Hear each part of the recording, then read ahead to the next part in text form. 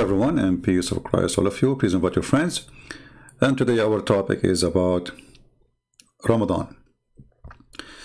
Some of you send me links of videos of Christian children's singing for Ramadan in a church.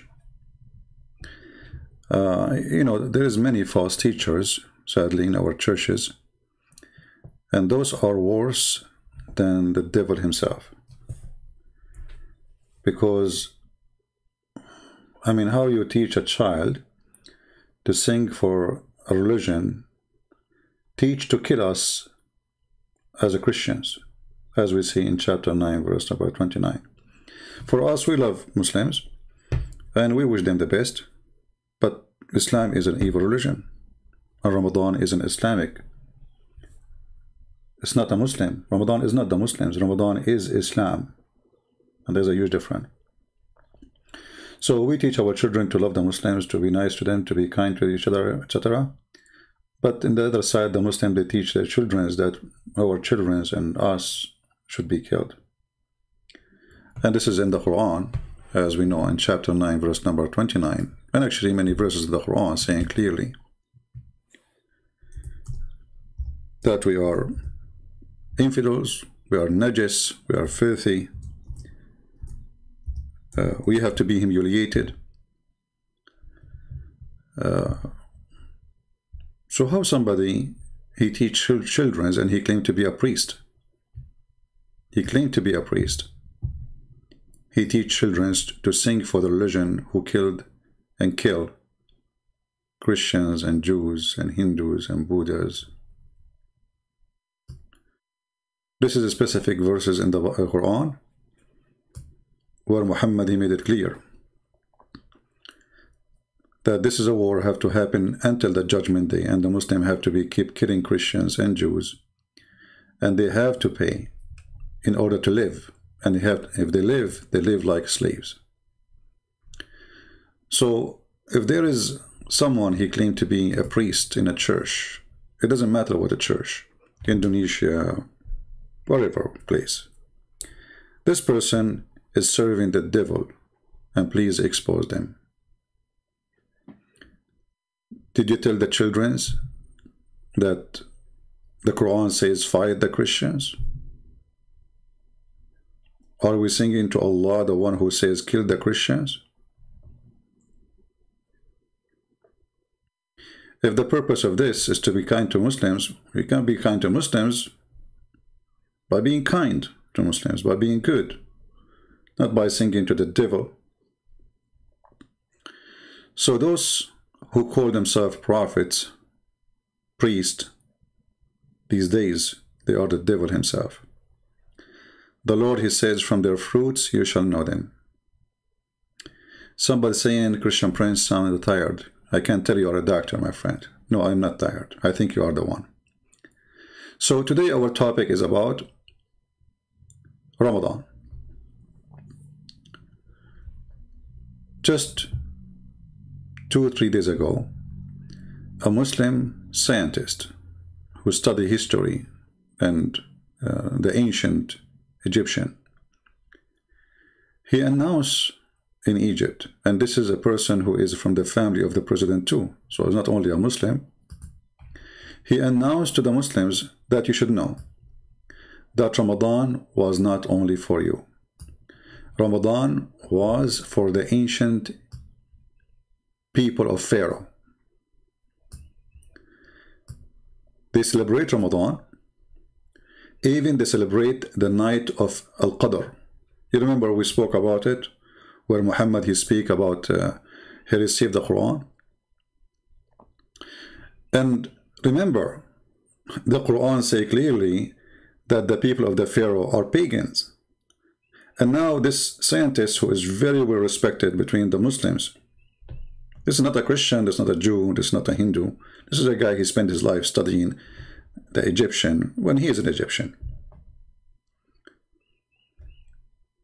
When he come with this and he say it, how much that will affect Islam? You know how many times we said to you Ramadan is something been taken from the Sabian? Do you remember? Everything Muhammad he have. is stolen from somebody else, and we will show you today. كل سنة وكل مصر بخير. أول يوم في شهر رمضان المبارك أعاده الله علينا، ولكن كان هناك أيضا نوع من أنواع الصيام. معناها من 1 يناير إلى 31 ديسمبر. العام هو من موعد معين في السنة إلى نفس الموعد في السنة التي تليه. تمام. فالأصح لغويا يعني إن احنا نقول كل عام وأنتم بخير، ولا نقول كل سنة وأنتم طيبين، لأن كل سنة وأنتم بخير أو كل سنة وأنتم طيبين دي only أو فقط في 1 يناير. العام من 1 يناير. العام. Yeah, he's correcting her about now saying how to say things in the Arabic and how it mean in historic way. Let us go where he speak about Ramadan. الشعيرة الدينية الخماسية.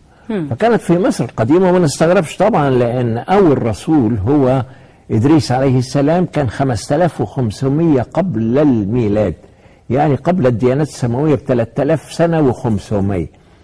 He's saying the first messenger they heard about, he was 5,000 years and 5,500 years, and supposedly his name is Idris. And Muslims, they have a special name for everybody, you know, Idris. But what does this have to do with this? So he's saying, going back, he says this is not, it shouldn't be strange for us, because there is messengers came thousands of years ago. Okay, but what does have to do with the Egyptian?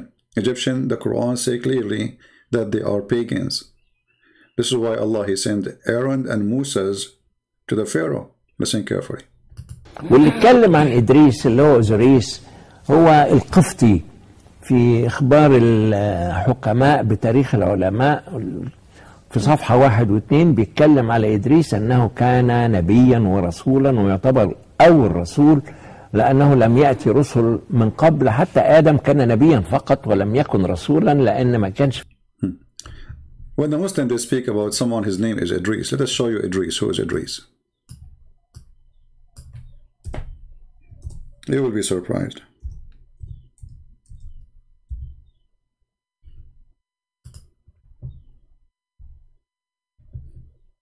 Enoch. According to Muslims, Idris is Enoch. I don't know how the name Enoch became Idris. Don't ask me, please, because this is Islam, you know. Obviously, they have nothing to do with each other, you know. The name, they don't fit. And obviously, Muhammad is taking the name from somewhere else.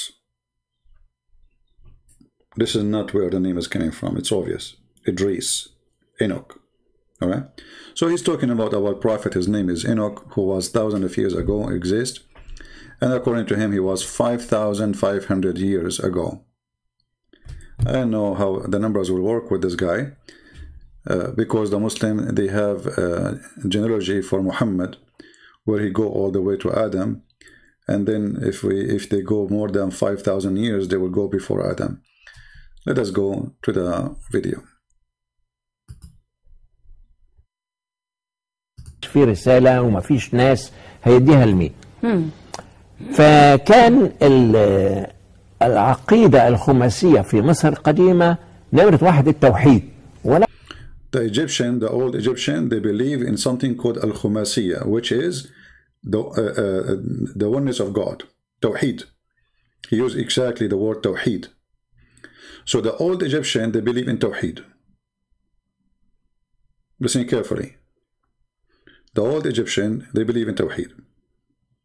Anyway, you know what? I'm going to post the link for the video so you can watch it all for those who speak Arabic. For those who don't speak Arabic, it doesn't make any difference. But let us read what here they say about summary about this. He said, as an example, the Egyptian today, they say, Wahawi ya Wahawi. Wahawi ya Wahawi, if you are not an Egyptian, you won't understand. And even if you're an Egyptian, you have no idea what are you saying. You are just repeating what you heard from your grandparents. So Wahawi ya Wahawi mean they are asking the moon to appear.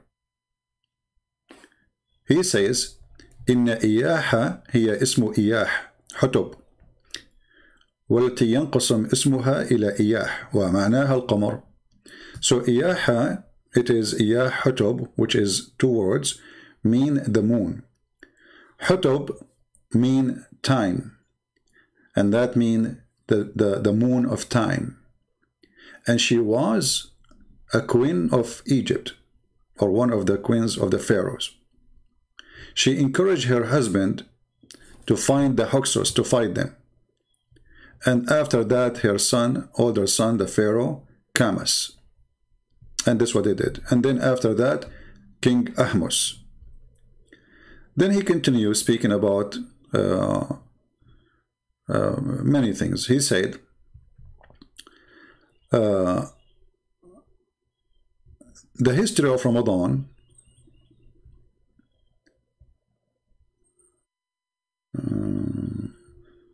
Ramadan okay. This is a summary of the article. Hold on. So here they are. Okay, it says here, and that Ramadan can the most high Eid. بعد Ramadan. Let us see. Hold on. Let us go to the top. He said, yes, Islam is religion where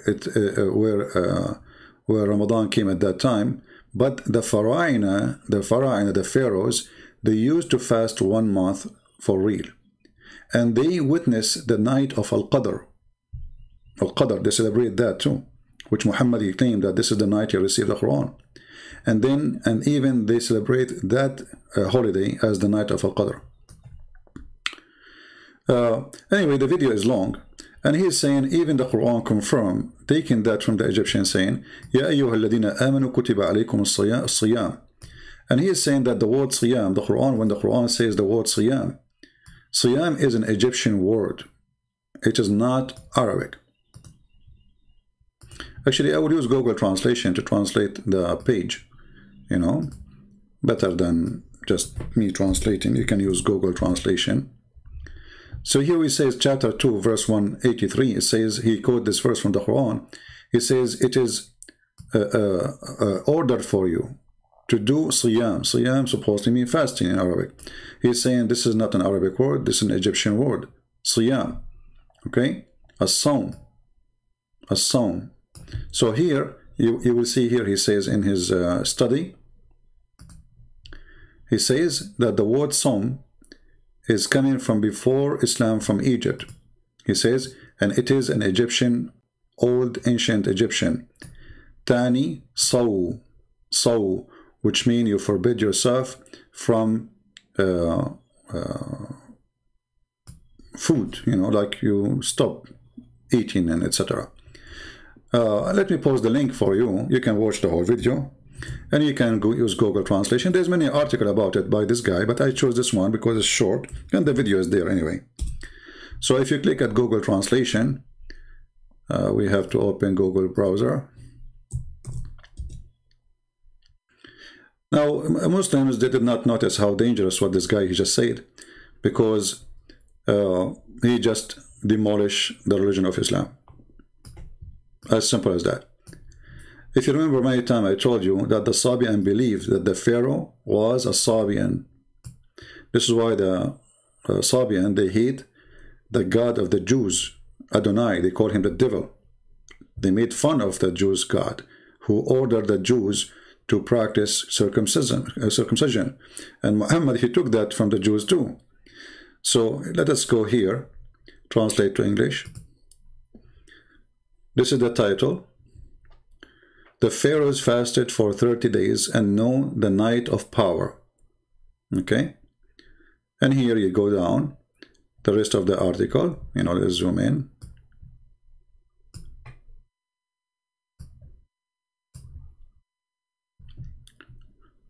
All right. And as you see, they witness, they celebrate for Ramadan, and they even celebrate the night of Al-Qadr.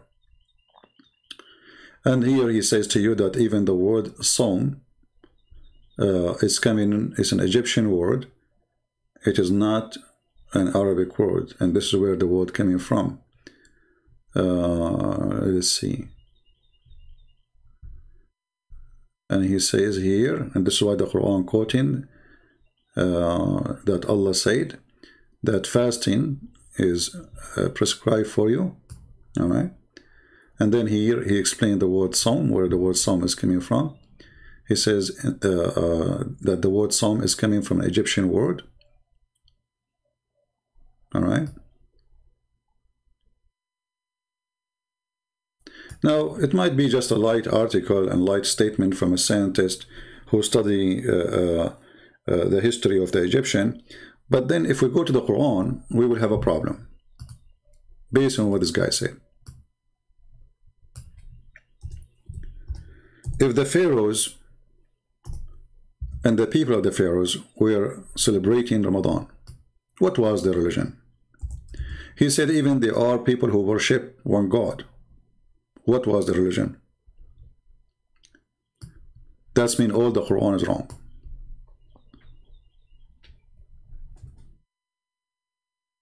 All those verses in the Quran speaking about Pharaoh, the unbelievers, and his people who don't believe in Allah.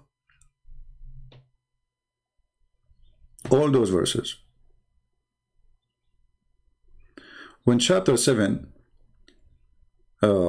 says that Allah, he sent Moses to the Pharaoh, and he said to him, "Oh Pharaoh, I am a messenger of Allah for you, to give you a message." And then the Pharaoh don't believe him, and he don't believe in Allah, and the Pharaoh obviously is a pagan person. The funny is that the studies shows that the pharaohs, they teach their people they are God themselves. So how the pharaohs are gods in the same time they are fasting Ramadan? The people of the pharaoh are fasting Ramadan, but fasting for who?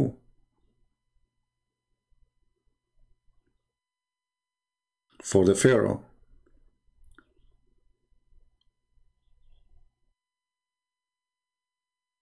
When the Quran speaks about the Pharaoh, and the Pharaoh says, "You believe in Moses? Before I give you permission? Surely this is a magic. This is actually not magic, sorry. This is surely it's a plot, which have plotted for you. Had a makr, deception."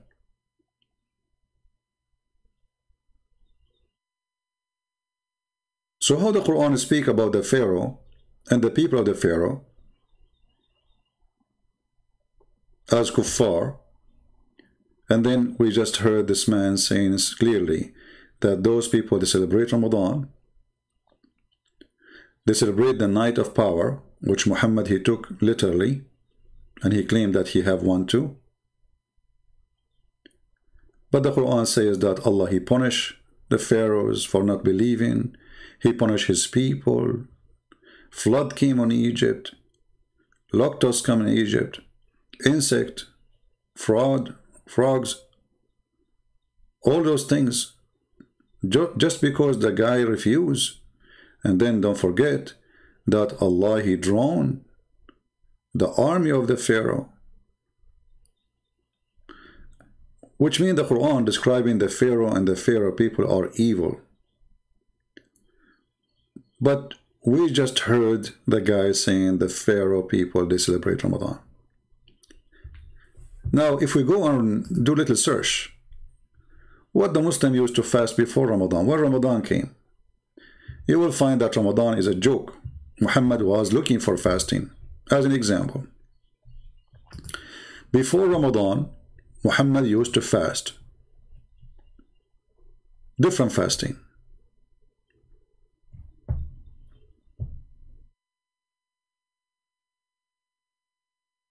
Different fasting. What is that fasting?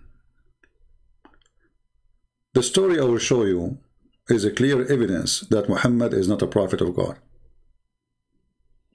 Imagine I go to a city and I claim to be a prophet of God.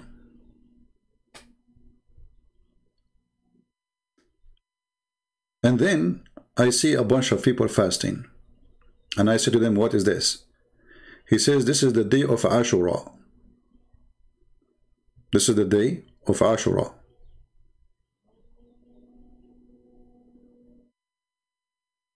He said, "What is the day of Ashura?" What is the day of Ashura? Which means Muhammad, he do not even know what is that day. a Jew, he said, this is the day when Moses he crossed the sea.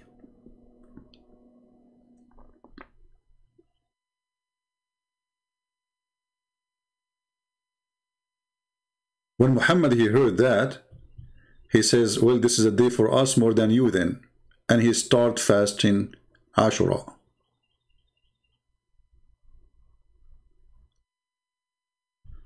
Let us find the hadith, so we can laugh together at the prophet who is taking his fasting not from God.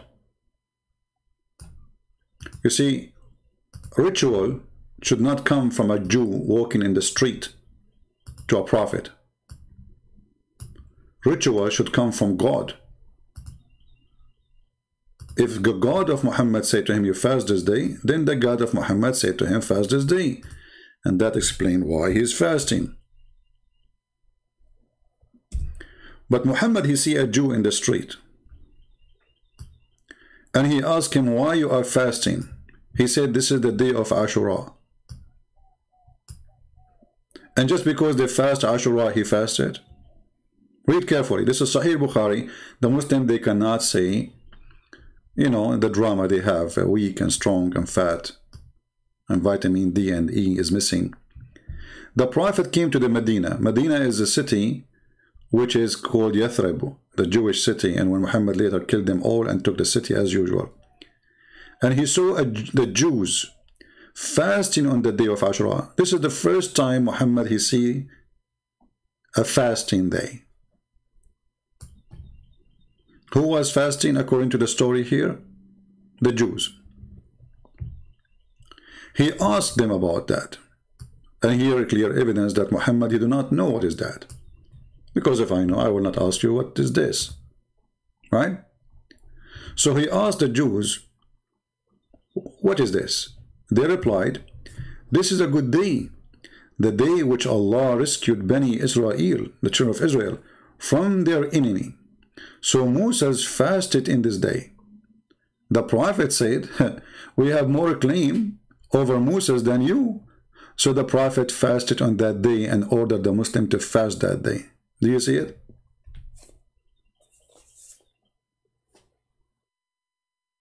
Do we have any Muslim can explain to us how Muhammad he take his ritual from the Jews?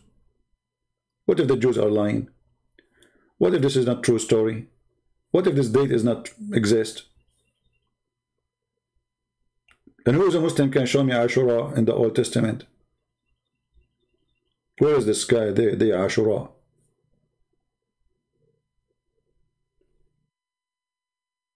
Do we have any Muslim? So I am a prophet of God. I walk in the street. I see somebody is a Hindu. And he said, you want to eat with me? He said, no, I cannot eat. I'm fasting. I say, hey, Hindu, why you are fasting? He says, this is the day of etc. What is that? So Muhammad was looking for a fasting day, and he don't have one. I will show you another example of Muhammad building a religion. Muhammad is building a religion. He don't have one yet. He claimed to be a prophet, but he have nothing. You know, he don't have rituals yet.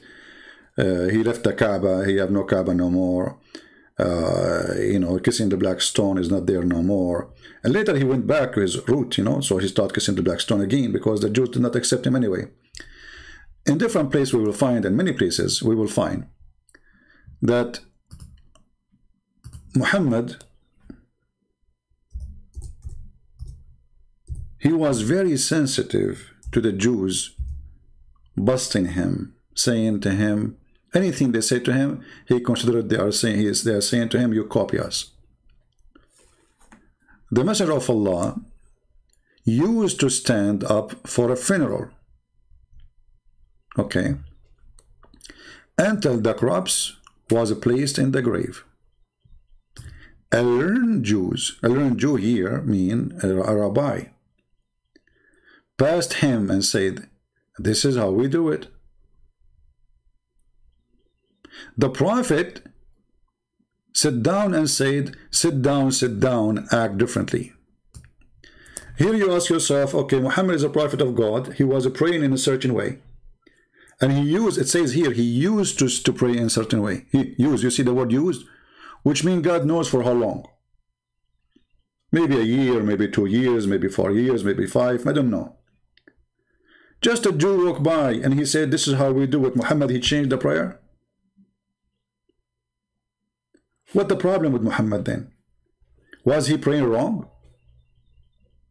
Or Muhammad, he is saying to himself, they got me busted, I'm praying like them, I have to change it.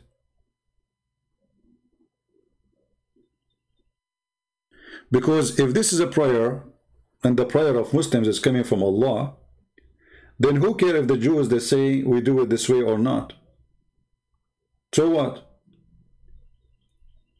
And here you notice something very funny. Don't the Muslims, they say we pray like Moses? Don't the Muslims, they say we pray like Jesus? Suddenly, they don't want to pray like Moses. And how fast to change the way you pray, just because a guy, he said to you, this is how we do it. And what Muhammad, he said? Sit down, act differently. I wish I have a camera at that time. That would be hilarious. Imagine if we can have a video for this. It's a funeral. And the Prophet, he prayed for hundreds of times like this. And then a Jewish rabbi, he walked by, he said, Habibi Muhammad, Habibi, this is how we do it, Habibi. Muhammad, he got ticklish, like what the heck, they got me busted.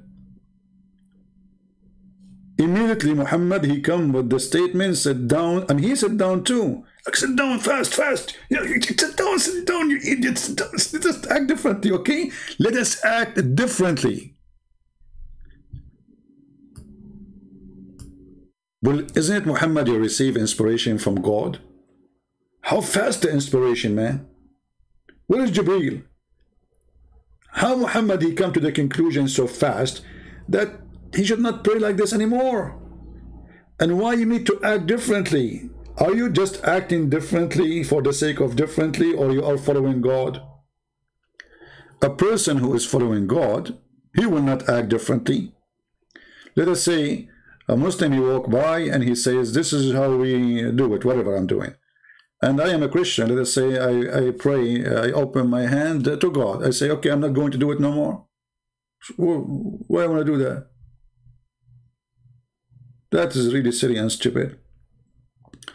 But here you notice that Muhammad, because he have a reputation, that the Jews, they keep saying that he is stealing from them. And obviously it's true. It's true. And this is the fasting of Ashura, as you see in the front of you.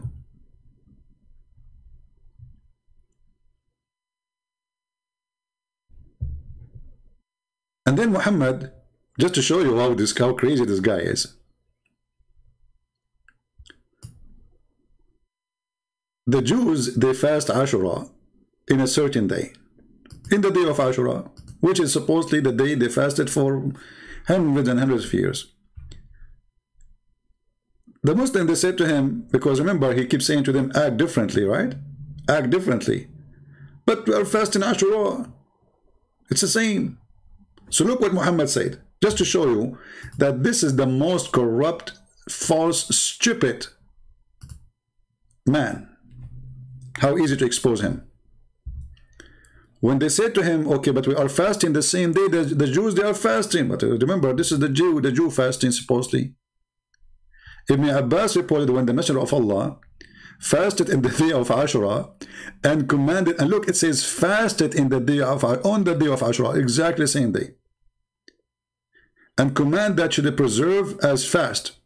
His companion said to him, not Allah.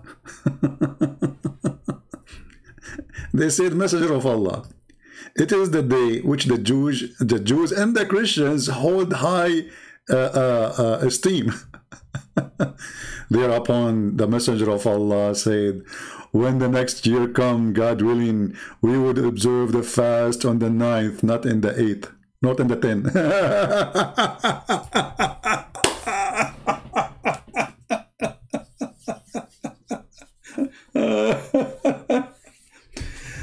The day where Moses across the sea changed, that's it. Just to be differently, you know, okay, but isn't this the day where Moses, he crossed the sea and you believed him and you fasted yourself? Do you see what I'm talking about? When Muhammad first time he fasted this day, isn't it because they told him that this is the day where Moses fasted? Okay, so as long as this is the day where Moses fasted, and because of that, the Jews, they fast, and Muhammad accept to fast. Wonderful. You, Muhammad, you change the day? Oh, we will fast the day before it, okay? That means Muhammad is willing to change the day when Moses, he crossed the sea, just to act differently. Well, if this is the day where Moses, he fasted, why you need to change it? How you can change it? Are we listening, people? If this is the day where Moses, he crossed the sea, and because of that day, the Jews fasted and Muhammad fasted, wonderful. Then how Muhammad, he changed the date? Just because he want to look differently?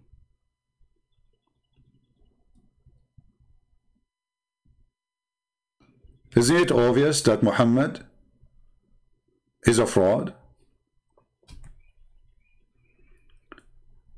Because if this is the day, you know, the funny, they say that the Christians, they say the Jews and the Christians, they corrupt. Look at you, you are corrupt in history. Moses, if Moses across in the 10, okay, you Muslims changing the to 9, why?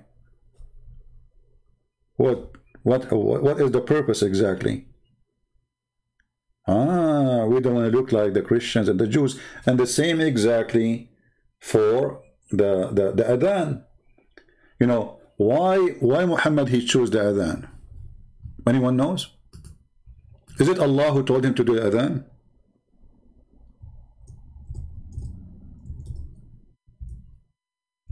Any Muslim? Did Muhammad receive an order from Allah to do adhan? Allahu Akbar, Allahu Akbar. Huh?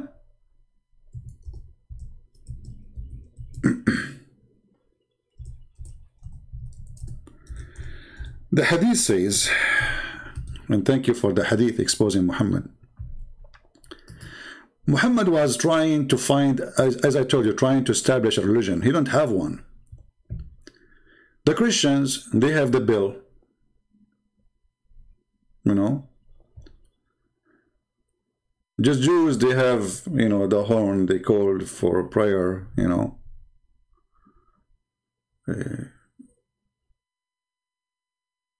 Muslims, how they call them for prayer?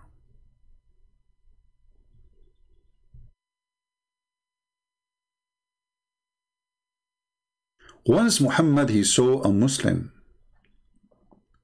holding a bill in his hand, and he is going to use it. Muhammad, he said to the man, why you are holding this bill? Are you selling it? The man, the Muslim man, he said, no.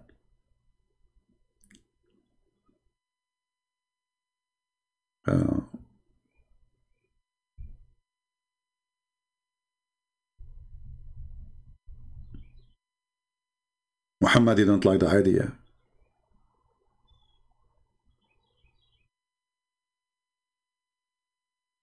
Muhammad, he decided to find a way to call for prayer.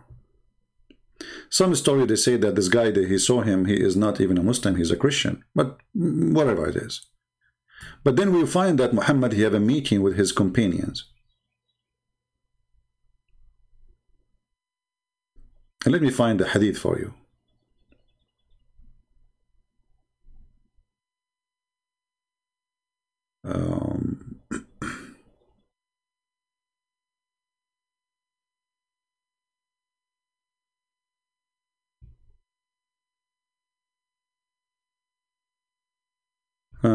Where we will find it. All right.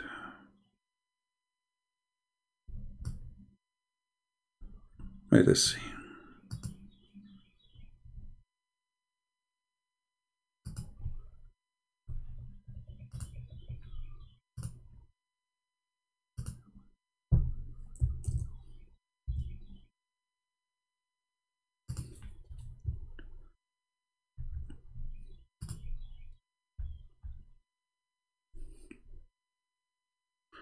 Okay, this is Sahih, so the Muslim cannot say we are making things up. When Allah Messenger ordered a bill to be made so that it might be struck to gather the people for prayer. When the Messenger of Allah ordered a bill to be made so that it might be struck to gather the people for prayer. Muslims, are you there? How Muhammad wanna call the people for prayer? A bill? A man carrying a bill in his hand appeared to me while I was asleep. And I said, servant of Allah.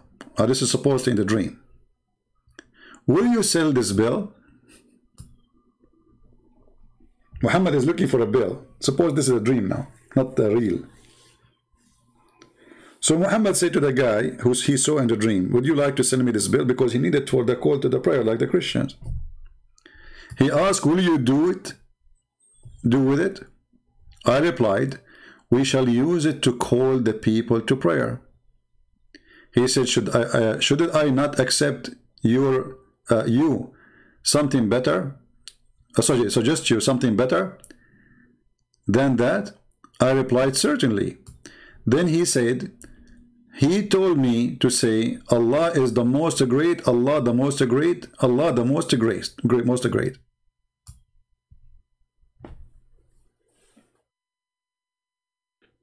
Remember here, there's no Jibreel. It's a dream, supposedly. The story here says that. Now, just to show you how Muslims, they lie to Muslims about this. There is different hadith totally oppose what this story here is saying.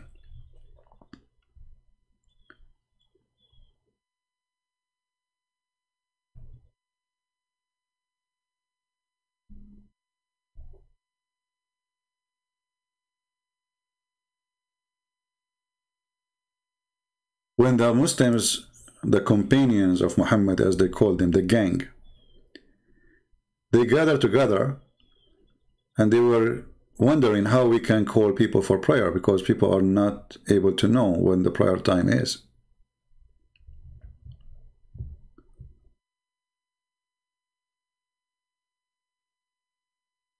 And even the prayer, which day is going to be? Is it Saturday? Is it Sunday? Why Muhammad he chose a Friday? You will find that all those things happened because Muhammad, he wanted to be different. Let me find the other hadith.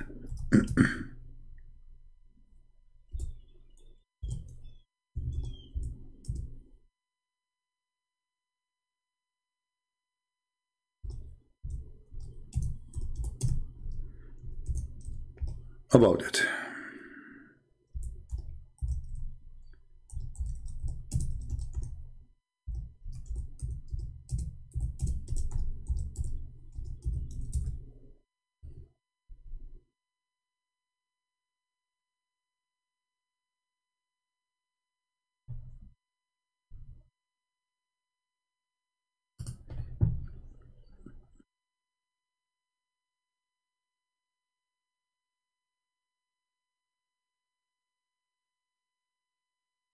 Let us see.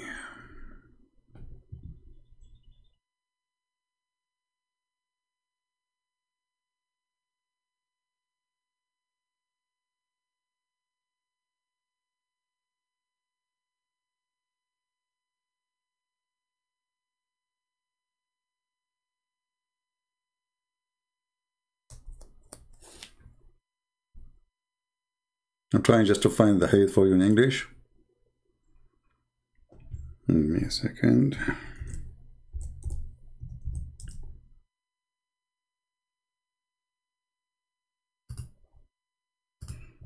All of this will lead us to one thing, that Muhammad is not a prophet. He is just trying to build up a religion. Okay. Read carefully. You see how the story changed now?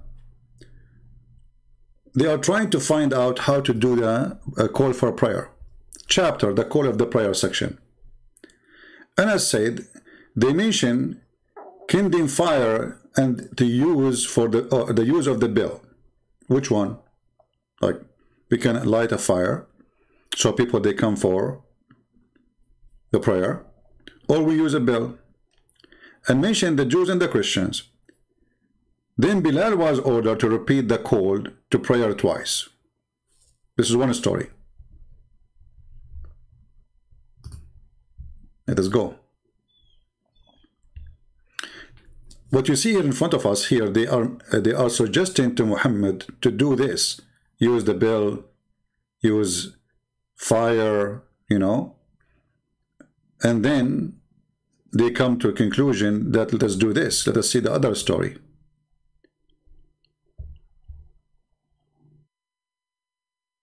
This is the same hadith I showed you already.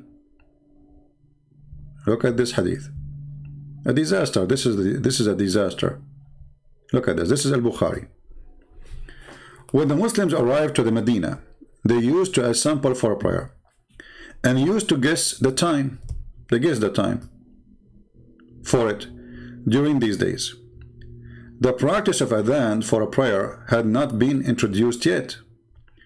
Once they discussed this problem regarding the call for prayer. Some people, which means some Muslims, companion of Muhammad, suggest to use the bell like the Christians. And this is why we see Muhammad himself, he ordered to make a bell. Others proposed a trumpet like the horn of the Jews, to use by the Jews. But Umar was the first to suggest, read carefully, Umar was the first to suggest that man should call the people for a prayer. Oh boy. And this is Al-Bukhari. So the story about the dream is false. This is Sahih. And this is Al-Bukhari. The first one who come with the way to call for a prayer is not Allah, is not Jibreel, it is not Muhammad. It was in a discussion about what to do to solve the problem. And as usual, the solution comes from Umar. Umar al-Khattab, he says in some hadith, says, Allah, he agreed with me in 10. Some they say 5, some they say 3, some they say 7. Including the Kaaba. Why the Muslim they face the Kaaba now? It was Umar. Hijab. Who is the one who made the hijab? Allah or Muhammad? No. It was Umar. The ritual of the house of Abraham, Umar.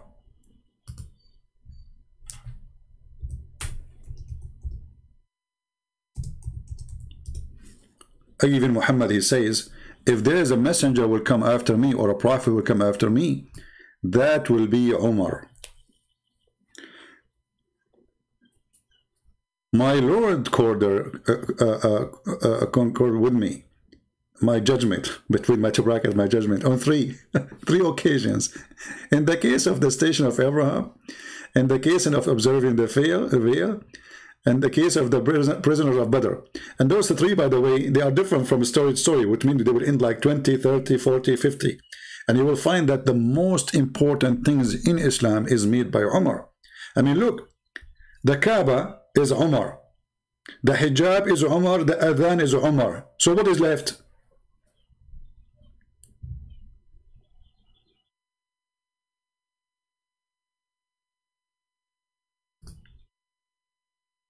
Are we following? The Kaaba, his order came from Umar. And then Allah, he took the verses of Umar, the same as I have said. Look, this is al-Bukhari.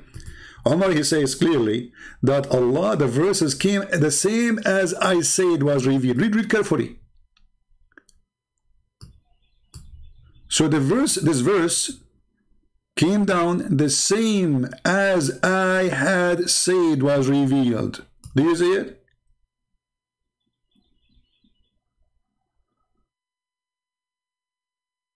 Islam is not a religion. This guy is, you know, he don't know what to do. He's claiming to be a prophet. Okay, guys, what we do now? All the Jews walk by and the Jews says, this is how we do it. They act differently.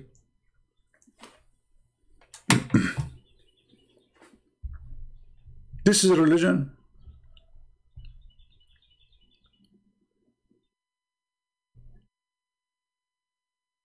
Same for Friday and Saturday.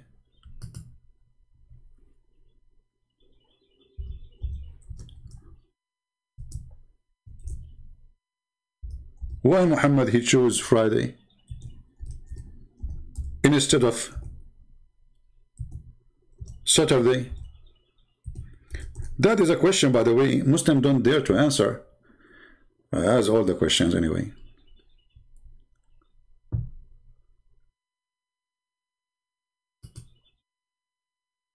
Because remember, in the Quran, Allah, he made the Jews pigs and monkeys for breaking the Sabbath.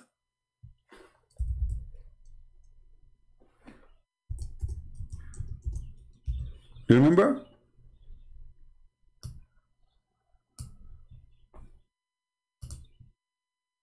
Okay, that's mean this is a this is the day for Allah. That's it. This is the day for Allah. You broke his day, Allah will make you a monkey. And by the way, I saw a lot of monkeys around me. They are breaking Sabbath, you know. I mean, look like Allah, he stopped making monkeys since then, you know, like, you know. And the funny, by the way, if you do work in Saturday, Allah will make you a monkey. But if you rape at Saturday, Allah will not. If you kidnap a child or, you know, no, he will not. No. If you, you know, you do anything, I mean, only for breaking Saturday, he will make you a monkey. And what those Jews they did not do anything wrong. I mean, according to the story, they did fishing in Saturday. There's a cartoon on the internet. I don't know if somebody have the link for it. It's funny. You can watch it. It's a draw and like it's an images.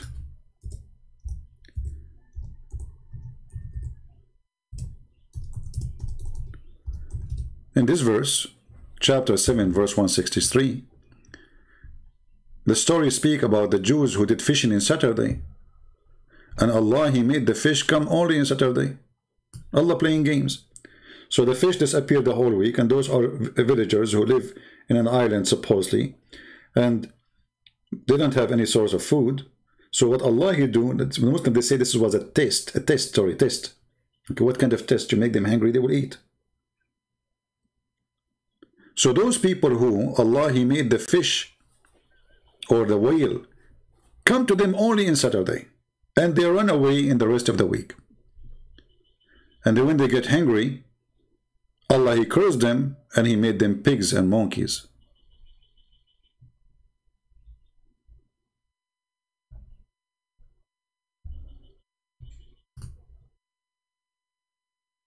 And by the way, this is another stupid story from Muhammad, because Muhammad himself, he said that Allah allow you to eat anything, to do anything when you are hungry.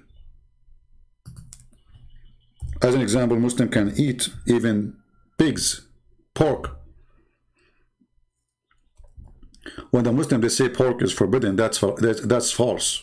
The Quran say clearly in chapter 5, verse number 3, it is lawful for you, in kunta fi makhmasa, which means in hunger.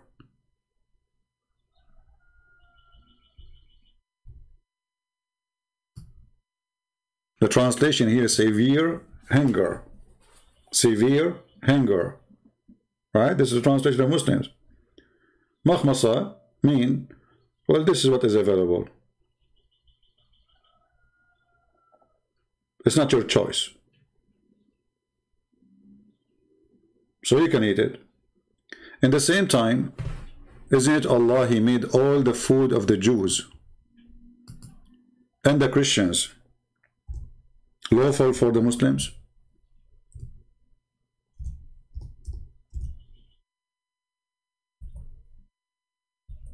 Muslims? By making a verse saying that all the food of the Jews and all the food of the Christians are lawful for you, that means you can eat pork. And the halal propaganda machine is broken, because it's what the Quran is saying.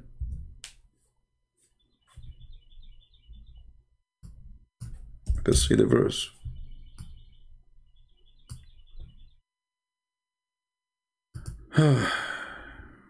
Okay.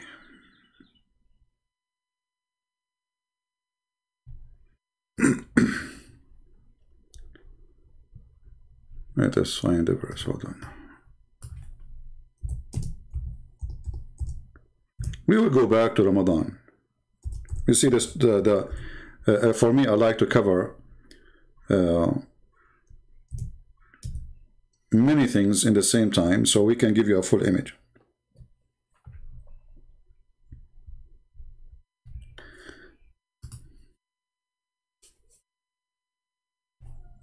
I don't know what translation that translation is. What translation? Why the translation is so long? I mean, this guy, he's making it like a Hilali and Khan.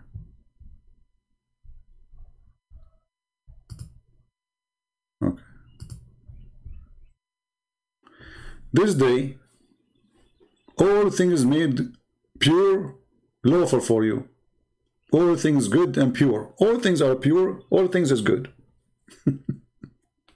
Okay, what does that mean? The food of the people of the book is made lawful to you. But hold on. 2 verses before it, you told them, don't eat pork. And now you are saying, all the food is made pure for you. In the top of that, not only all the food is made pure for you, the people of the book, their food is good for you too. Do you see the stupidity? Here, this is not, Quran is not a chapter. You see, when the Muslims, they say this is a chapter of Al-Ma'idah, those are not verses came in the same time. It's Muslims who put them there. It is Muslims who put them there. This is not the right place. Because if you think about it, there's one is deleting the other one. If we take it in the order, here it says you don't eat pork, right? Okay. And don't eat this and don't eat that. And then here he says, all food is good for you.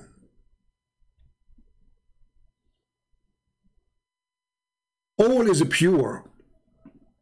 All is made lawful. All.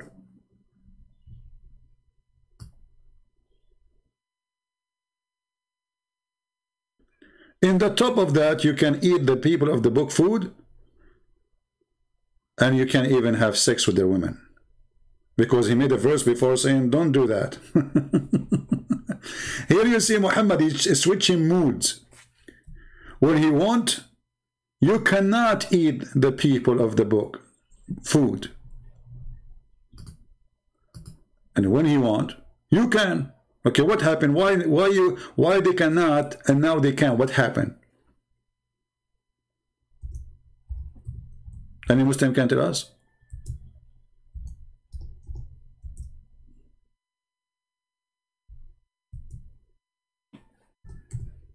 What happened? Did the Christian change? Those are the same Christians in the time of Muhammad, the same Jews.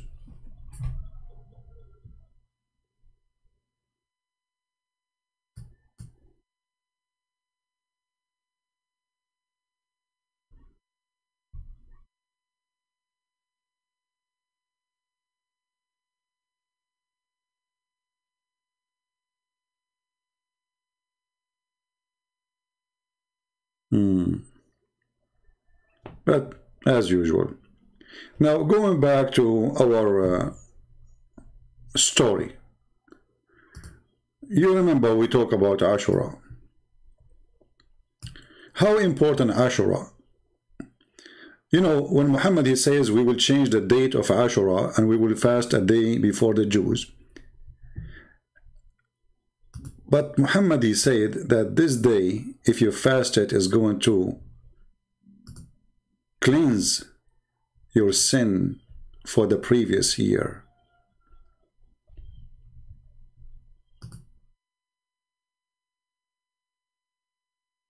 Let me find you the hadith.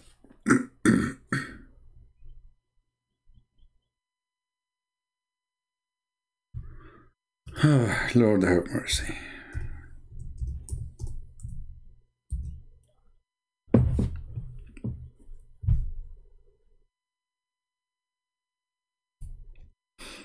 Look at this hadith first. Okay, we'll go back to this one. Let us go to the one we want. Look at this. The Messenger of Allah was asked about observing Ashura. See here, this is the 10th of Muharram.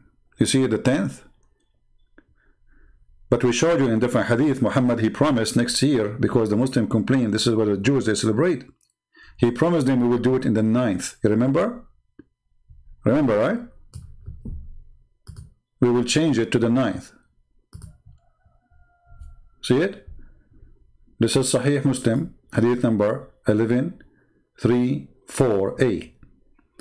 So they told him, but this is this day where, you know, the Christians and the Jews, they respect. It's in the 10th. So Muhammad, he promised them, if we live, inshallah, we are going to practice it in the 10th. Sorry, in the 9th. Not in the 10th no more. All right. But look what Muhammad did. Muhammad told them that if you fast in the day of the 10th of Muharram, Muharram is the name of the month, that fasting in that day, in that date, will cleanse your sin for a year proceeding.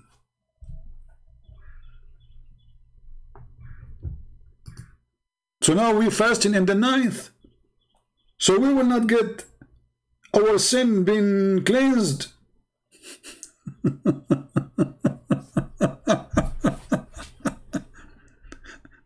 Do you see how this guy is making up stories and making up fasting and making up rules and making up reward? You just told them if you fast in the 10th of that month, in the 10th, not in the 9th, not in the 8th, not in the whatever, if you fast in the 10th, that will clean your sin. Okay, hold on. There's no Ramadan now. Ramadan does not exist yet. Okay. Why this day, if we fast it, will it cleanse our sin for a year? Well, the Jews, they are fasting this day all their life. That means the Jews are going to go to heaven guaranteed. And according to the hadith here, even the Christians, they fasted. That means the Christians, they are going to go to heaven because you fast this day. Okay, guys, I'm going to do sleep around, kill, rape, steal, and then I fast Ashura. Look how easy this religion is. I mean, look how silly, look how stupid, how disgusting. So you go and you do all the garbage in your life, and then you fast. Okay, today I'm going to sleep. I will take a nap fasting. I'm fasting, you know. This is the religion of God.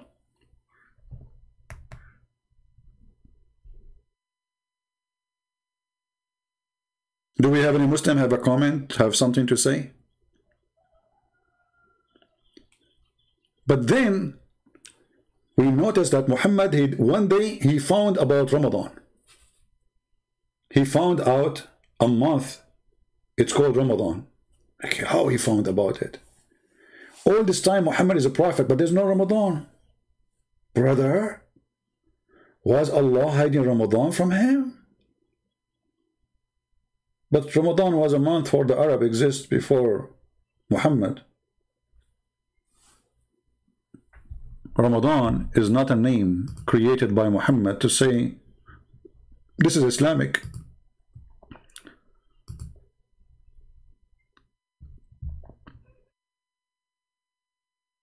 Do we have any Muslim want to say something?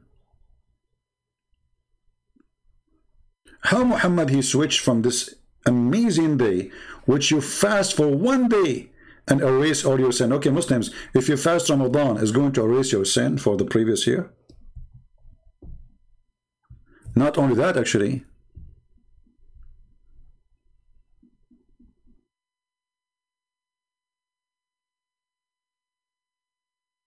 If Muhammad is saying such a statement that this is a day will erase your sin for a preceding year, and he just learned about that day from the Jews, so where he got the information that this day will proceed and or cleanse your sin by fasting it? He just learned this from the Jews. Yesterday he did not know about it. Where was Jibreel? Where was Allah?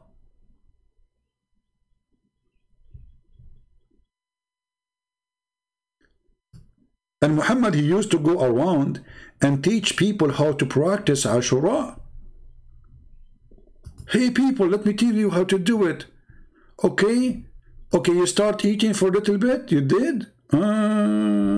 Okay, continue the day fasting. Salama told us that the Messenger of Allah said, a man announced the day of Ashura. Whenever has eaten, let him eat, not eat for the rest of the day. If this has became a religious stuff now, the day of Ashura is going inside Islam like a nail. It's getting deeper and deeper. Yesterday he learned about it from the Jews, and now Muhammad is creating rules about the day.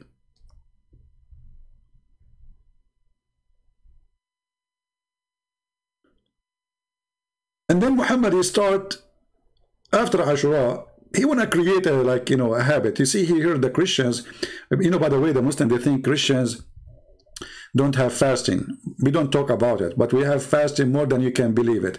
Just to let you know, if you go to the Orthodox or even the Catholic Church, you will see that there is two fasting, the major fasting, but the whole year there is fasting. There is fasting every week. But there's two major fasting, like we have now. The Easter is gone for those who celebrate the Western calendar, and those who celebrate the Orthodox calendar, the Easter is not yet. They are fasting for 40 days before the Easter.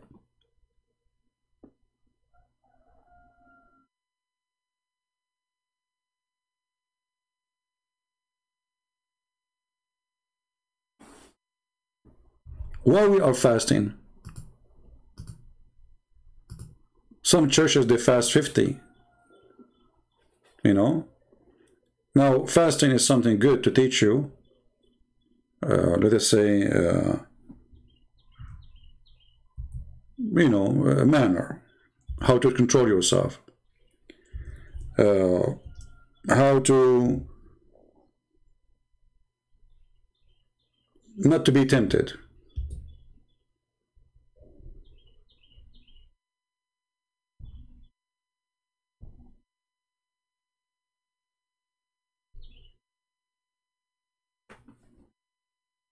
And obviously Muhammad trying to find a religion, trying to find a way. The Christian, they have fasting, the Christian, they have Bill, the Christian, they have Saturday, Sunday. Muhammad, what day is going to be mine? What is my religion? What I will call it?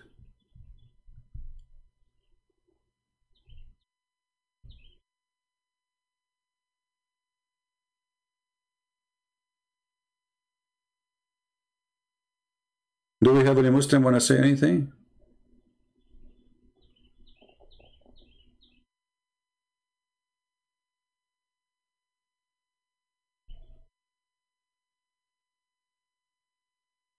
Anyone?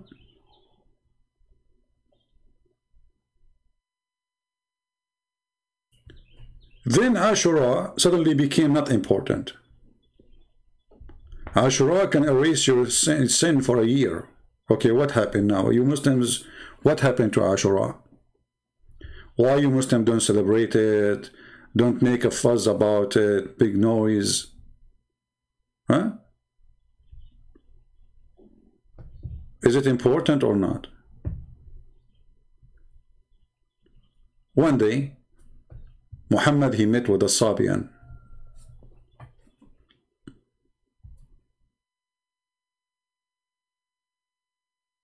A Sabian, who Muhammad, he learned from him. Actually, he met this guy even in Mecca. But he was not learning too much about the Sabian yet. He did not know much about them. He's stealing from them, but he not. Muhammad is limited in knowledge about everything, about the Christian, about the Jews. You know, he hears stories from those, from that, and he put it there. So, Muhammad one day, he come and he told them that we need to fast Ramadan. Muslims, how Muhammad he come to Ramadan?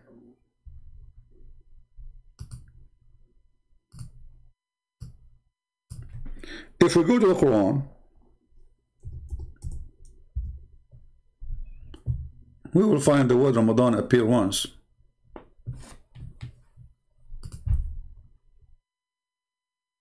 And it says Ramadan is the month which was sent down the Quran. The Quran is a guide to mankind. And by the way, here, clear sin, this is not in the verse. This is just stupid translation. There's no sin. There is between two brackets. This is here is a garbage. It's not there. Okay, so Allah, he sent the Quran as a guidance in the month of Ramadan. But this means all the story of Muhammad is a lie. If you are saying to me that the first verse of Muhammad he received, it was received in the month of Ramadan, that means this verse is wrong. Because here it says, this is the day where Allah, he sent down the Quran. He didn't say, I sent down a verse. The whole Quran is sent down. Okay. And is Ramadan a month?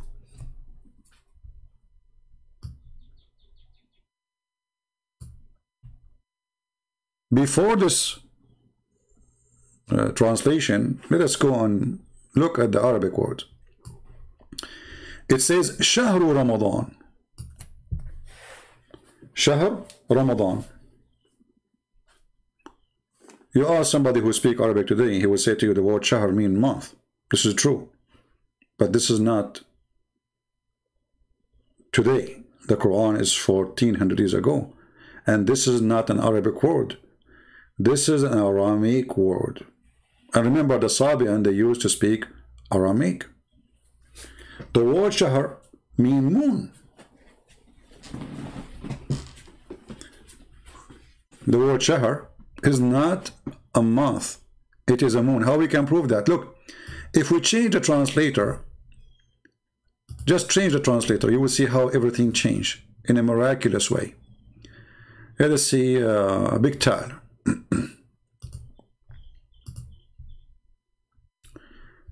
Here he says, the month of Ramadan, in which has revealed the Quran, guidance for mankind. Clear proof of guidance. Okay. And then here, who's ever of you present, let him fast. Does it really say that? No. It says in Arabic, فَمَنْ شَهِدَ مِنْكُمُ الشَّهْرِ شَهِدَ مِنْكُمُ الشَّهْرِ. Whoever eyesighted the shahr, the moon. This is why the Muslims, they are celebrating, saying, hey, Allahu Akbar, we saw the moon. You see how they lie to you, and even the translation, they corrupt their Quran to deceive you that they are not following the moon. Whoever of you sight the moon, not the month. You cannot sight a month, you idiot. So whoever of you, and what moon? It have to be the crescent moon. Change the translation. The month of Ramadan. Like this guy, he made Ramadan, Ramadan. Aman Rabbi Aman. Ramazan, Ramazan. Ramadan became Ramazan. Okay. Is that which Quran was revealed guidance? Okay, and says it clear. Okay. Whoever of you present in this month. How you can present in this month? I mean, if there's an option to present or not, what do you mean present in this month? This month is coming. We like it or we don't. It's a month. If it's a month. The verse saying, whoever sight the moon. Like, what's wrong with those, Abdul? Let us change the translation. Sahih International. Maybe we got lucky. Maybe. Look at this. Look at this. So whoever sights between two brackets the new moon of the month. There's no month. You just said the new moon. Let him fast it. Bingo. Okay, what moon exactly we need to sight in order to celebrate Ramadan? And what if we cannot sight it?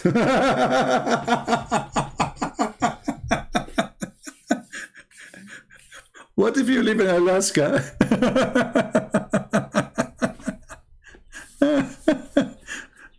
What if you live in Norway? What if you live, if the weather is so bad for 2 or 3 months? What do? The Muslim, they come and say, you, brother. We wait a day or two and then we celebrate anyway, you know. But the Quran says, whoever of you sight. If we go and read the interpretation, you will see clearly it says, you have to sight the crescent moon. I would like to ask the Muslims. So this is not a month. This is not a month. Ramadan is not a month. Ramadan is a moon. And that moon is coming, and we are waiting for him. That moon, we call him Ramadan. فَمَنْ شَهِدَ مِنْكُمُ الشَّهْرَ. Whoever sight the moon. See here the translation, how it deceived. Look, how this guy, ask yourself, how this guy here translated the word month instead of the word shahr, which mean moon.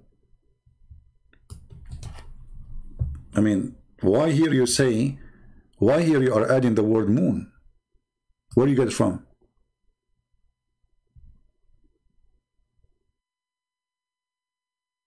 This is the same word.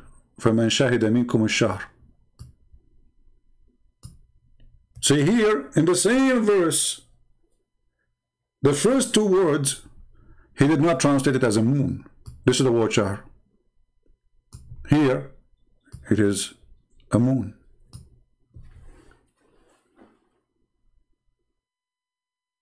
Either he did that because he's an ignorant or because he's a donkey trying to corrupt. You choose one. Both will make you a donkey. So whoever of you, the moon of Ramadan is where Allah He sent the Quran. How many moons Muhammad he have?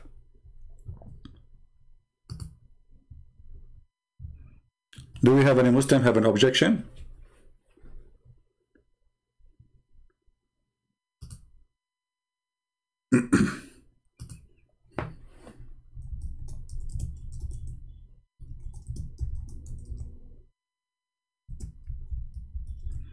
Any Muslim have an objection?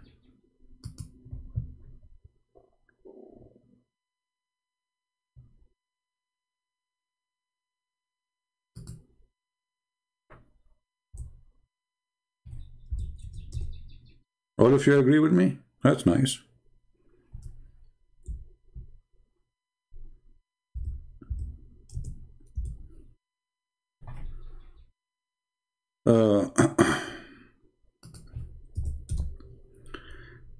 Let me try to find you something. Because somebody might say to you, he's lying to you. It doesn't say that, CP. It doesn't say that, CP.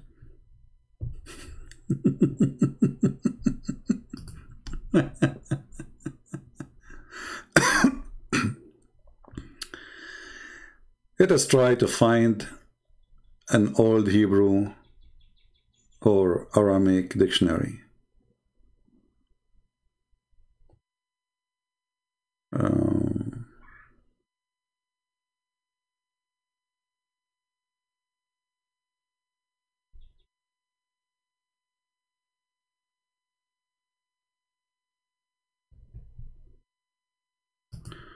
Okay, hold on. We found something here.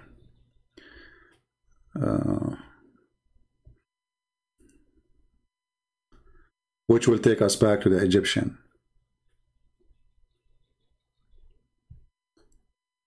Let us see.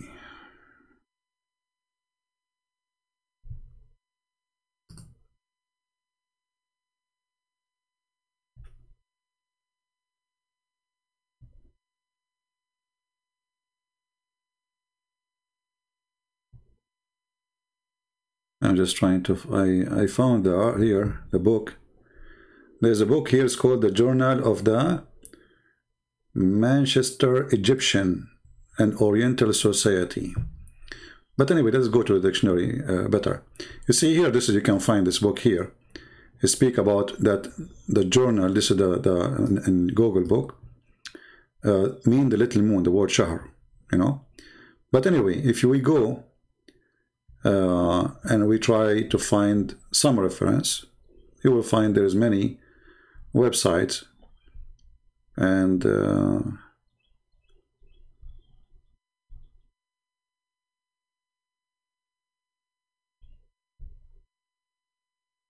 I click at this one, but this is a book of an American writer.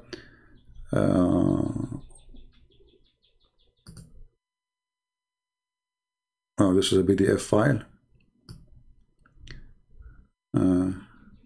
Yeah, I don't want that. Hold on. Let me see if I can find a dictionary. Hebrew.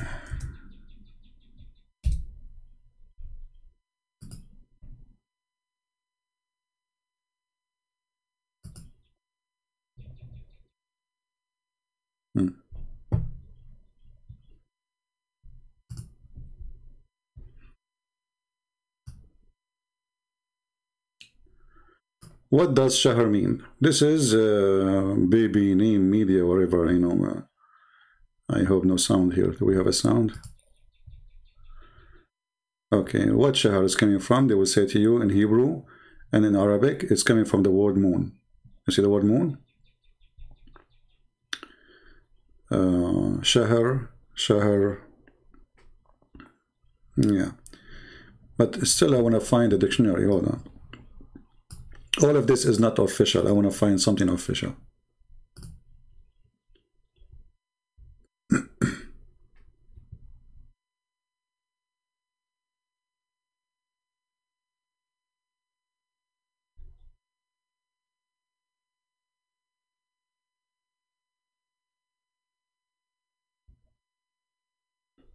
Like what we are finding now is Wikipedia. I mean, you cannot take it as a source. Anyone can do editing.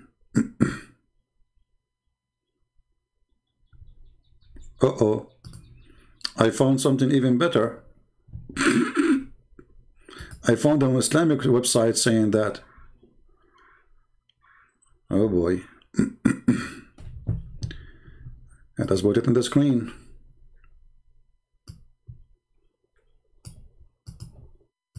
And this is even where the word hilal itself, you know, the Muslim, they say hilal. Hilal means the new moon too. The Quran speak about ahilla.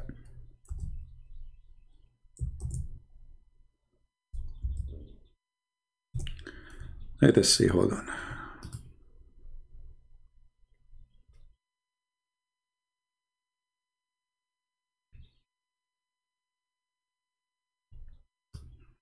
I will give you this link. Allah connected shahr, i.e. ruling, that which is called hilal, and shahr, that's at the beginning of the end of the fast, and sacrifice. Allah says, interpretation of the meaning, about the new moon, says, this is a sign mark as fixed, okay, for pilgrimage. Okay, the new moon is al-hilal, ahilla. Okay,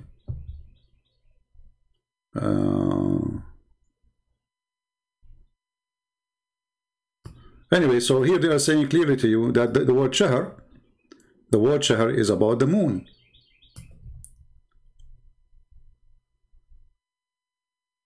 Analogy with the new moon. Okay.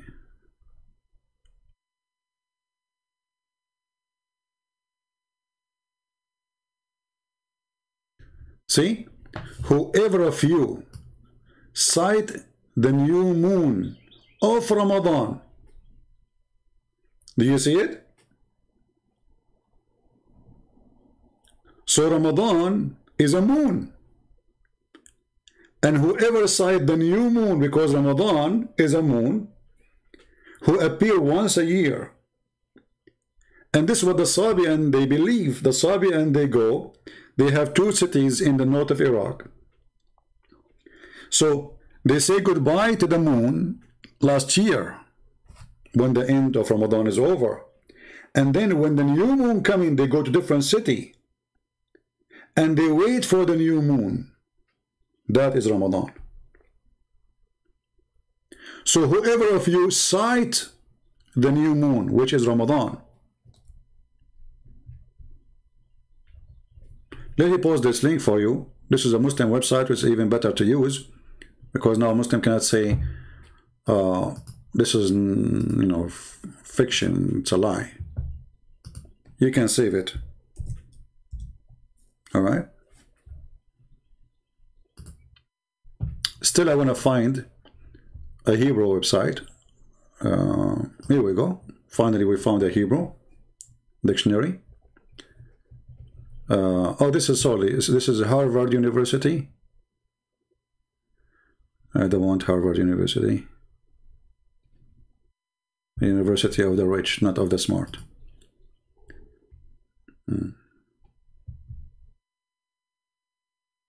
Okay, here we go. We found a Hebrew dictionary. Wonderful.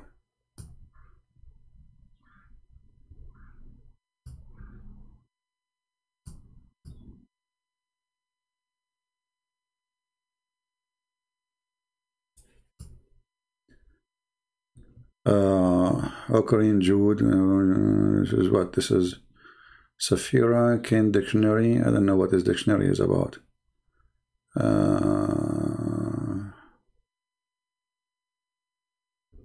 Arab Shahr, Ethiopian Shahr. Regardless what they are saying there, it's not really, I don't care. But just I want to show you that the word Shahr mean moon and mean the moon god too. It's the crescent moon.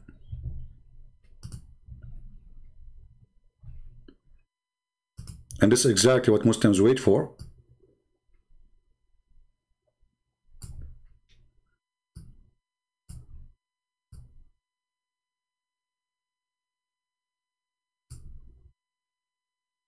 You see it?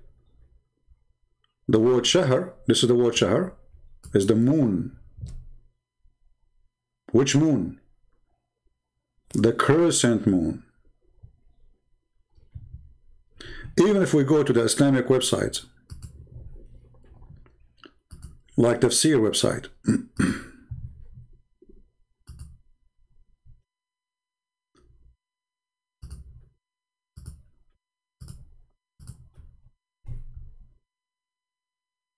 let us see.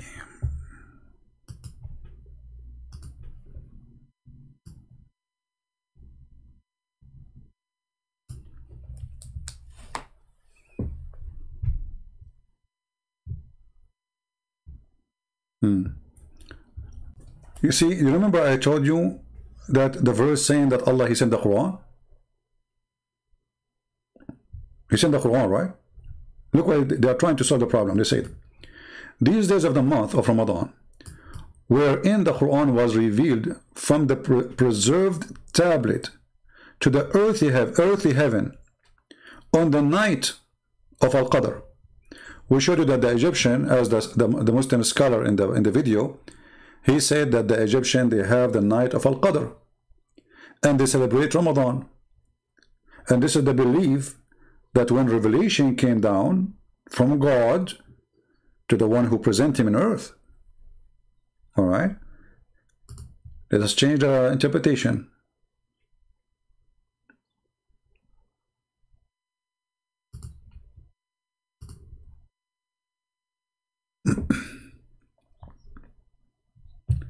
This month Ramadan is the month which revealed the Quran, whereupon Jibreel brought down the entire Quran to the first heaven.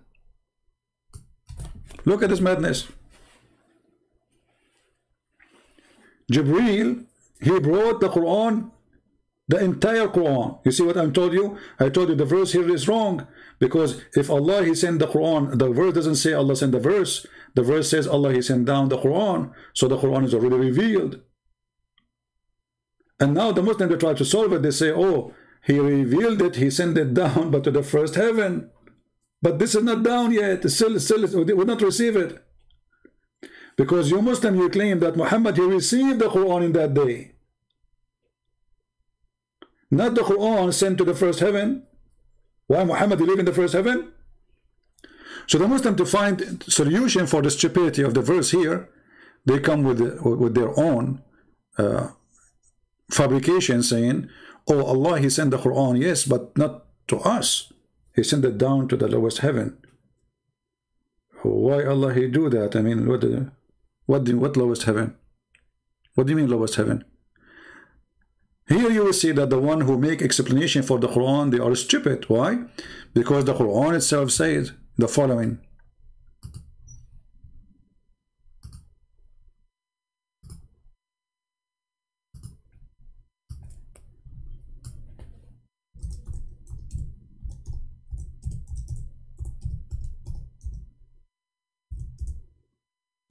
I'm typing in English.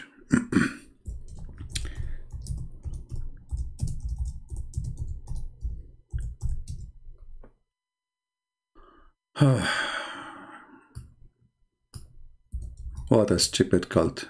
I mean, and the search engine is really, it's faster to find from the search engine from opening the chapters.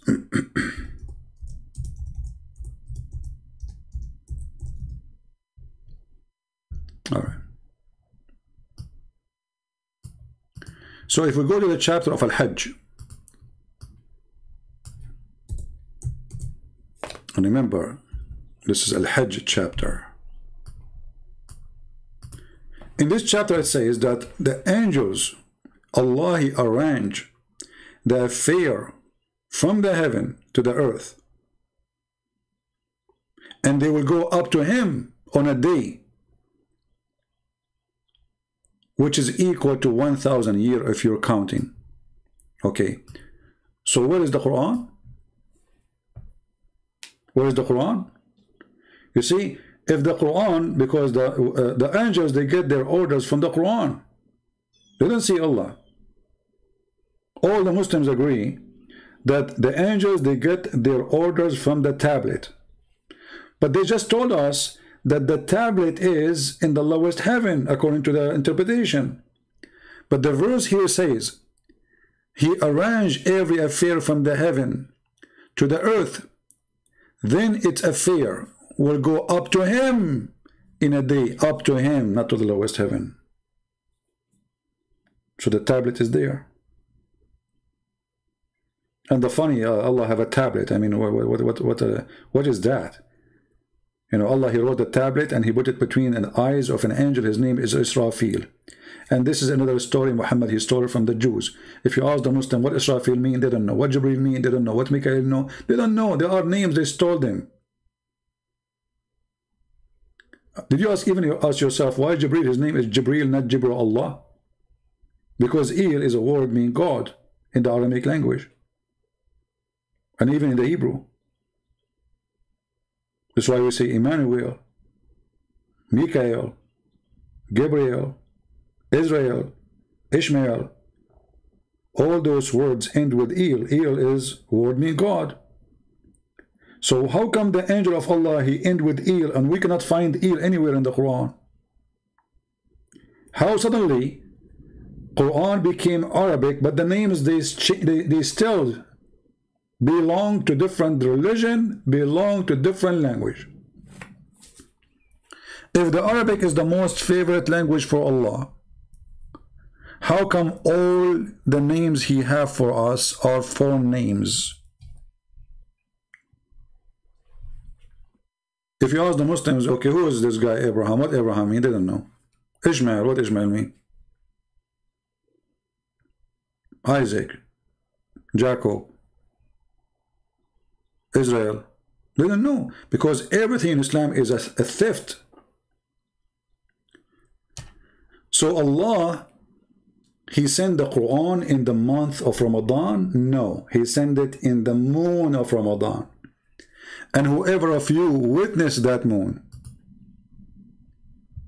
whoever of you sight that moon.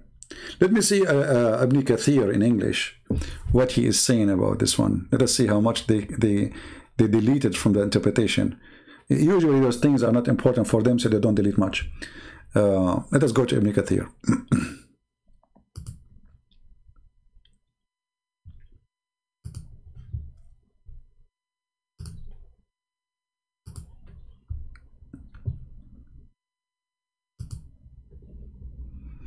All right, let us see Ibn Kathir here.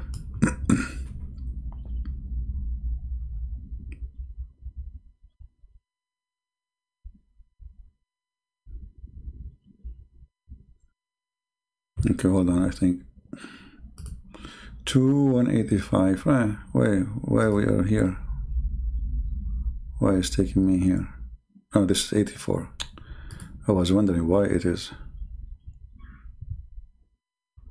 Okay.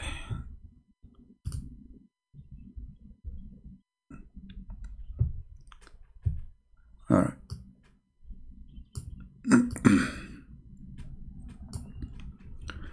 Look here how they try to lie to you, but in the same time they got themselves busted.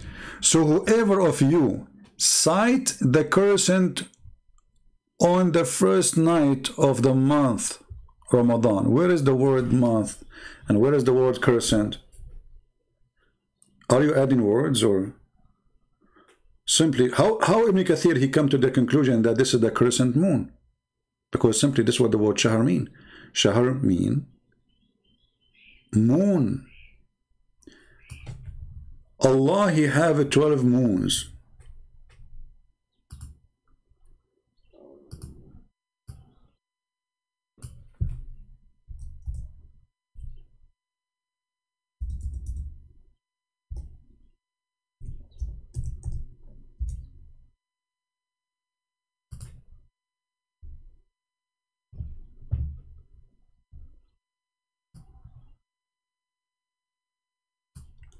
And this moon, every moon have his own house. You see here the translation, because they don't understand what the verse is saying. So there's 12 moons, and each moon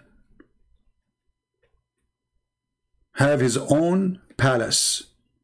If you watch those, what they call them, zodiac, you know the zodiac thing?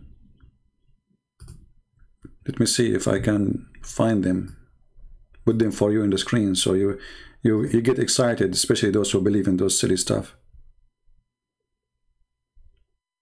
Zodiac. Here we go.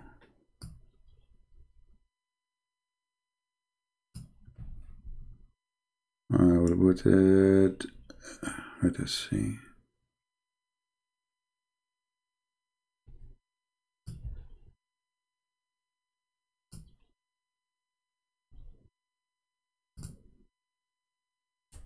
You know those things, right?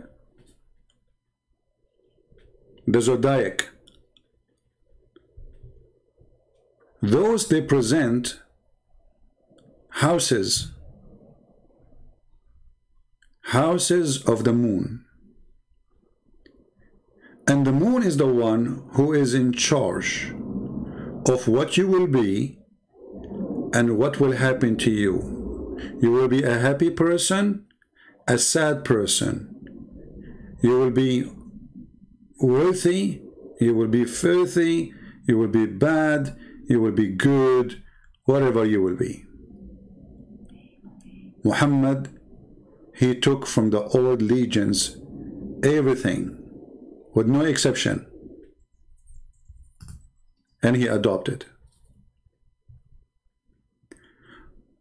And even in the Quran, Muhammad, he made it clear that there is a 12 moons if we go. You see, we proved to you already that the word shahar mean moon, right?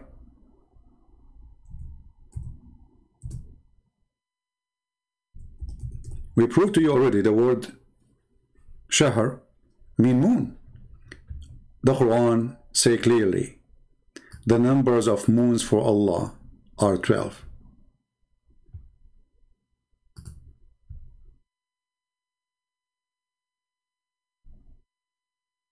The number, let us put the screen for you again.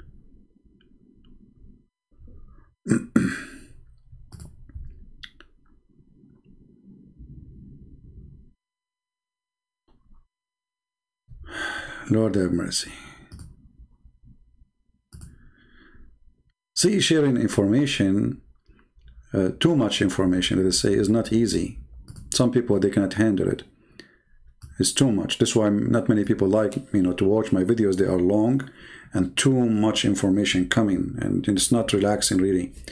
Indeed, the numbers of moons, not month. Remember the word shahr, we prove it to be a word mean moon. So the number of moons for Allah is 12 moons.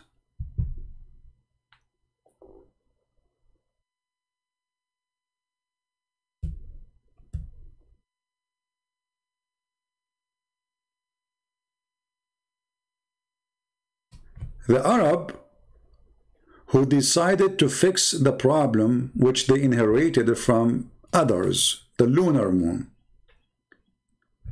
they used to add every 3 years 33 days.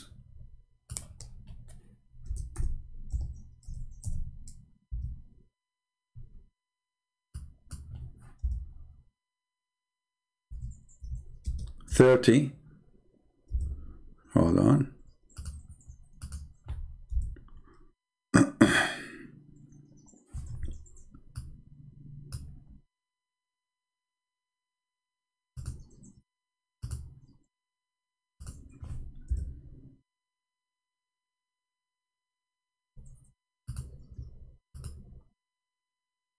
In chapter 9, verse number 37, Muhammad, he called those who try to not to practice the Sabian. The Sabian, they don't change the calendar. They don't add days to the calendar. They just follow it. The calendar keep coming, whatever the month will be. Like now Ramadan, for the Muslims, it can come in July, it can come in December, it can come in August. Why? Because it's a wrong calendar. The Arab, they used to do corrected every 3 years. The Jews, they correct it every year. This is why you will see that the Jews, they celebrate their occasion, their holiday, in 15 of Nisan. Nisan is a name of the month which is have to come in a certain date. They're going to change it. So what they do? They have to add days to the end of the year. So in order to keep that month to come in the same day every year, they have to correct it. Muhammad, he considered such an act of the devil. Why? Because the Sabian, they told him that this is wrong. So look what Muhammad says. Indeed, post, adding months to the year of Allah is act of kuffar. If you go and read those verses, interpretation, what you will find. Because when you read it here, it doesn't say anything. I mean, this Quran is something stupid. I mean, what we read from this? What you learn from this? Nothing. What indeed postponing restriction of when the second month is an increase of disbelief? What does that mean? You have to go and see what the Muslims saying in their scholars, and then you will find that the verse itself have nothing to do with what they are saying. I mean, it's confusing because the Quran is made by a stupid idiot. And his language doesn't fit with the mind of anyone who can understand Arabic. So if we go to the Quran interpretation, chapter 9, verse number 37.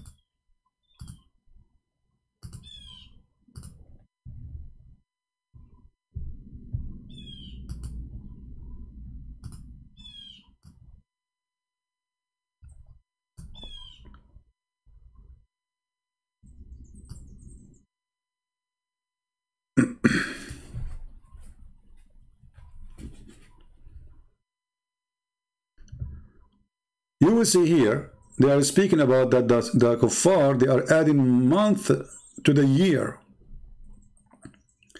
That they make up, that they match the number of months with Allah, which has, we make it holy. So those Arab, in order to correct the calendar, they add every 3 years, they add a month. And this month is rejected by Muhammad. And this is why the Islamic calendar now is messed up. Like Muslims, they celebrate the day of Muhammad's birth. You will find he's born in January sometime in July, sometime in February. It's all over the place. Why? Because Muhammad, he refused the Arab correction for the calendar. For Allah, he made the 12 moons. Who are you to add one more? Allah did not have 12 moon. Allah, he don't have a 13 moon. He have 12.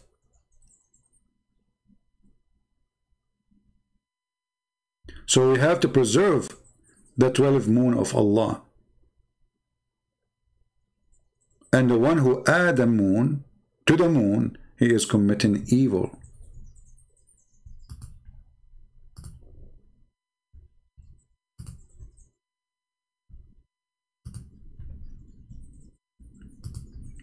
Do we have any Muslim here?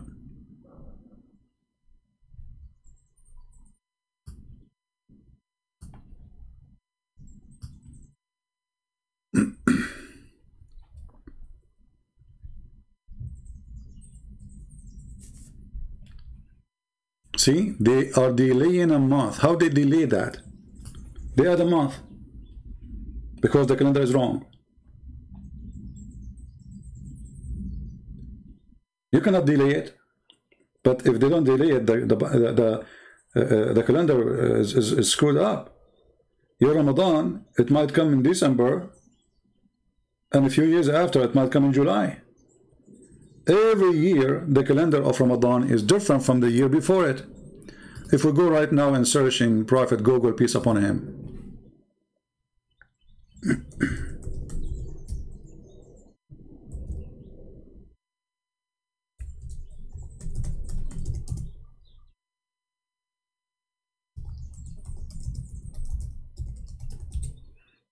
What we will find? I just searched Prophet Google. It says to me that Ramadan, depends in the year, you know, like whatever year you are in. Every year is different. Look at this. So how this can be a month? This is a moon. And Muhammad saying to them, whenever the moon come, the moon come. The moon of Ramadan, we cannot delay it. It's not up to you. So the month of Ramadan, I want Ramadan only. Hold on, is that Ramadan only? Look what they are saying to you here. Due to the Hijri calendar related, the Hijri year are given as well as help clarify, etc. Okay, let us see. Hold on. I want just Ramadan. I don't want all this garbage.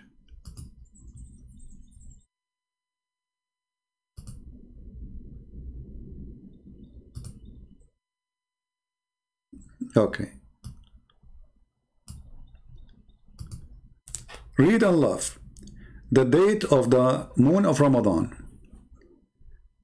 in the year 2021 start in April 13, 22 April 2nd, 23 March 23rd, 24 March 11, 25 March 1st, 26 February 18, 27, etc. As you see, February, January, June, you name it. Where is the calendar of Allah? How the moon of Allah is switching between July and December. And by the way, this calendar continue like, forever, like the same. Every year there's almost 10 days or 11 days. Like here, from March 11 and then March 1st. March 1st and then here February 18. February 18 and then February 8.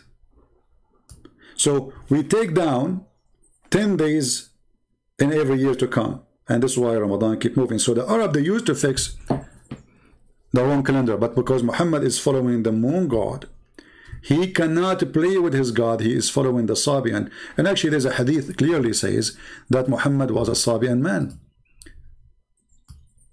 And by the way, the Sabian, they believe that Pharaoh, he was a Sabian. And that's why the Sabian, they hate the Jews and they believe that their God Adonai is the devil. And that's why he ordered them to cut and circumcised. And here you ask yourself, how in the world Muhammad he accept circumcision? This is why there's a guy, his name is Amir. He was a big rabbi, or let us say a scholar for the Sabian. He said to Muhammad, he's a Hanif. He says, Muhammad, he follow Hanif and he add things to it. Hanif. This is the Sabian, Hanif. Hanif means kuffar, by the way. So if you go in the hadith, let me see if I can find the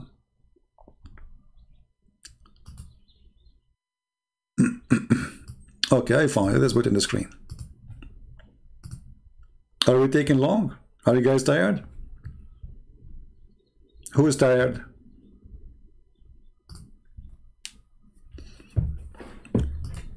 Look at this hadith of me.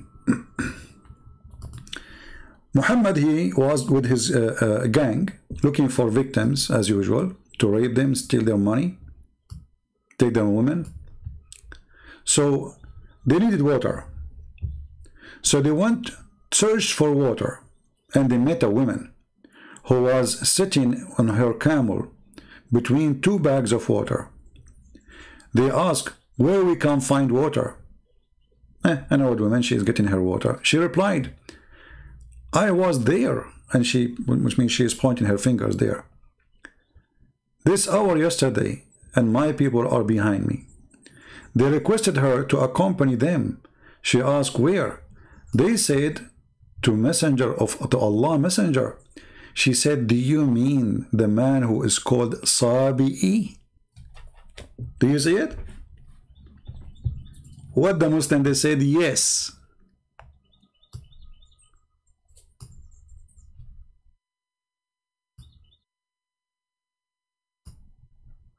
Do you see it, people? The woman, she said, is that the man who people call him Sabi'i, which means from the Sabian? The Muslim, they said to you, no. At that time, anyone leave the religion, they call him Sabi. What's wrong? Sabi is Sabian. What is Sabi? Okay, anyone leave religion, they call him a Christian? Sabi is the name of religion.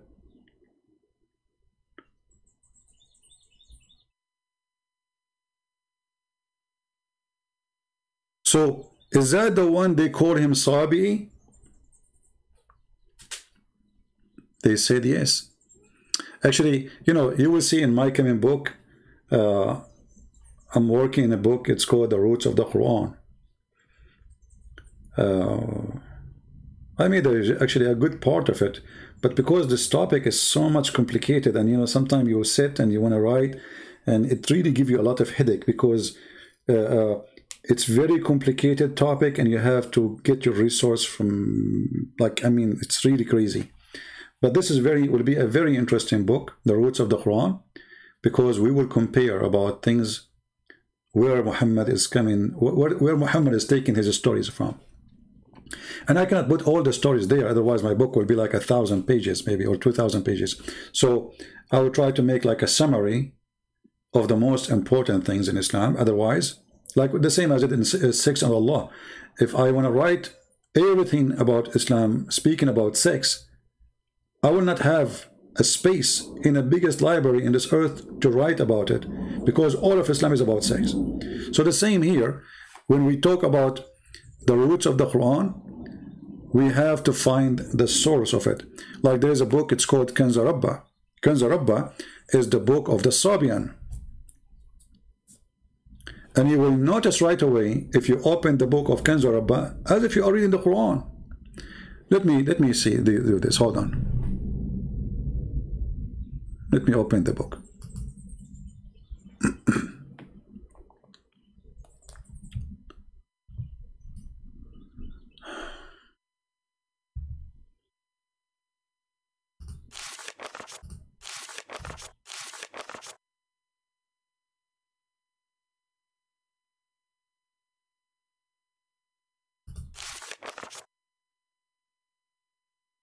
I'm just flipping the book.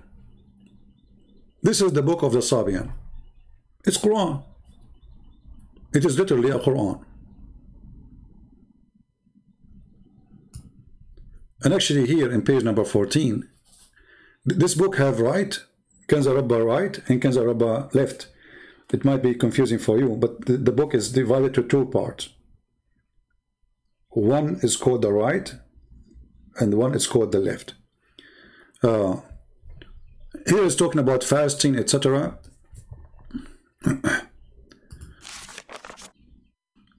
But if you read, you will see that it is Quran. Even the way it's made, it is Quran.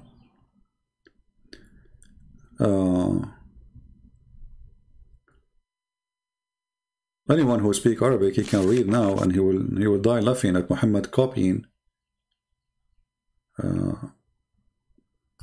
from the Quran, from this book a lot.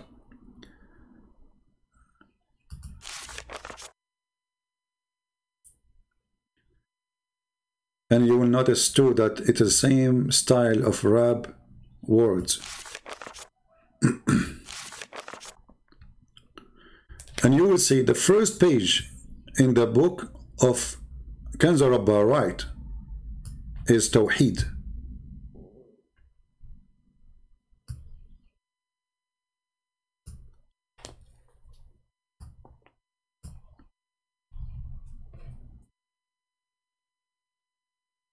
Do you see it? But this is the book of the Sabian.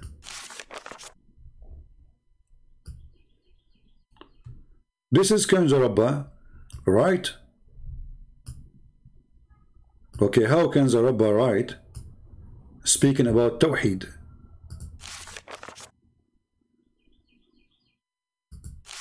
Any Muslim? What Tawheed mean?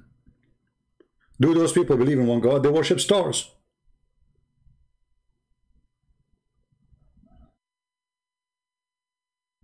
They worship angels. Actually, even their name, they call themselves al-Mandanaiyin. The word Mandanai is a name for an angel who is like a god for them. He is the one who created them. He is the one who made things.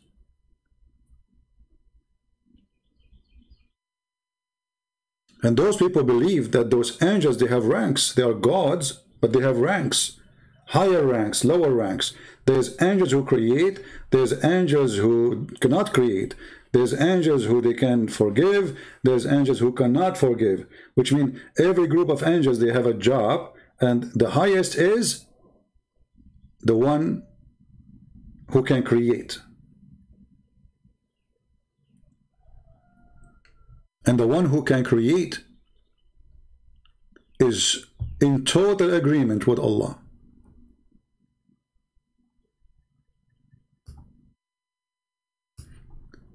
Actually, there's a story, if you remember, when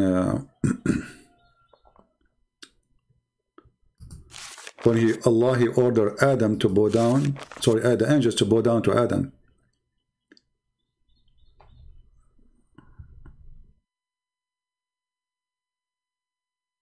me see.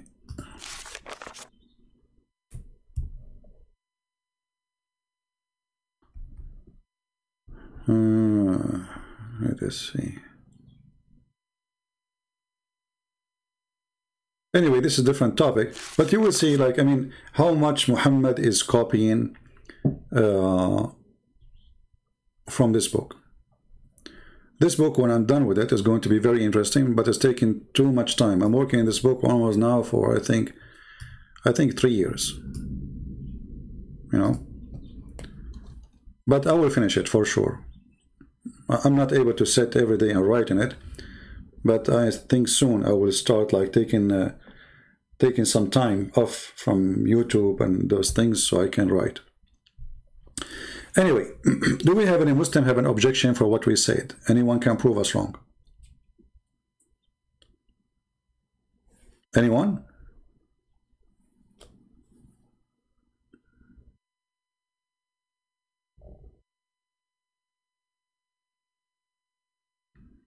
If you remember, we explained to you before, Tawheed, it does not mean oneness of God. Tawheed means uniting God.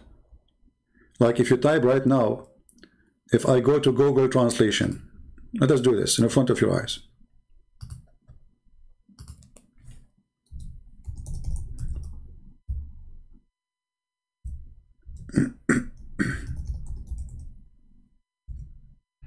All right.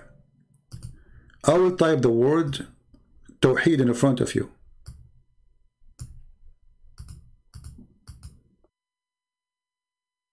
I will make it a sentence. Switch to Arabic.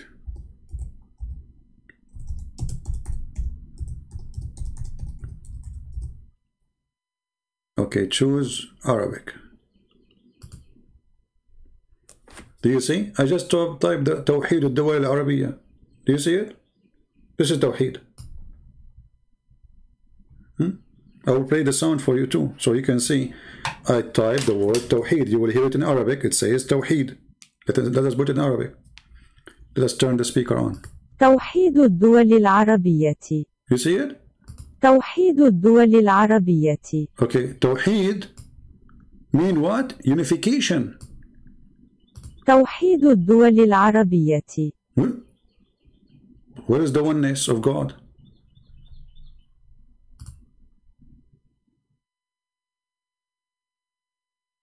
Do you see it? Tawheed is unification. You don't unify something is one. If something is one, you do not need to unify what is one already. It's one. It's united. And actually, you don't unite the one. The one is one, because uniting the one make it not one. Because obviously you just united together. So Tawheed means unification. So when we say in Arabic, توحيد الدول العربية, we are saying the unification of the Arab countries. توحيد الدول العربية. So what is the oneness? توحيد الدول العربية. I don't see the word. Let us see here. The unification of the Arab countries. Man, her voice is scary. Thank God I'm not married to her. I don't want to wake up and hear this voice every morning. What she said? The unification of the Arab countries. She must be a machine, man. This voice is annoying. Hey, Google, find a real woman talking, man. I say, oh, Google.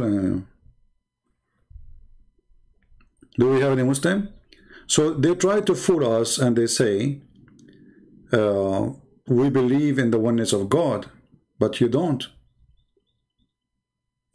You don't. It's a lie. And you remember before we mentioned to you when Allah, He said in the Quran, if we like to have a partner, a wife, lahu, lahu is a woman. The word lahu mean women.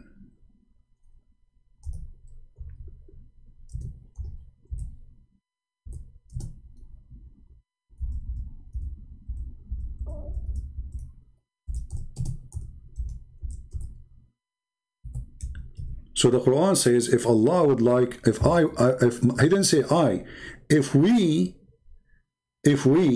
had intended to take a partner, a wife, we will take it from ourselves.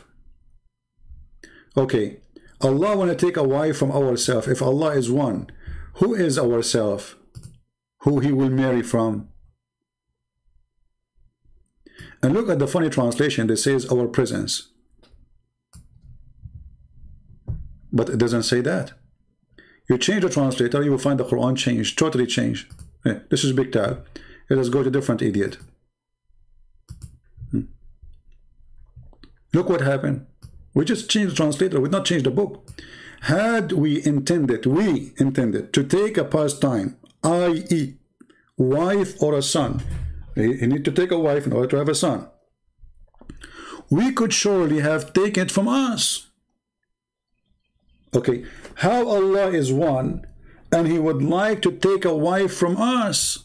Allah is going to have sex with himself like shaitan. Shaitan, according to Muslims, Allah created for him, the first shaitan, Allah created for him a penis in the right thigh and a vagina in the left thigh, and then he shake this into this and he do nikah, and then he, which means if himself, and then he laid 10 eggs. True story.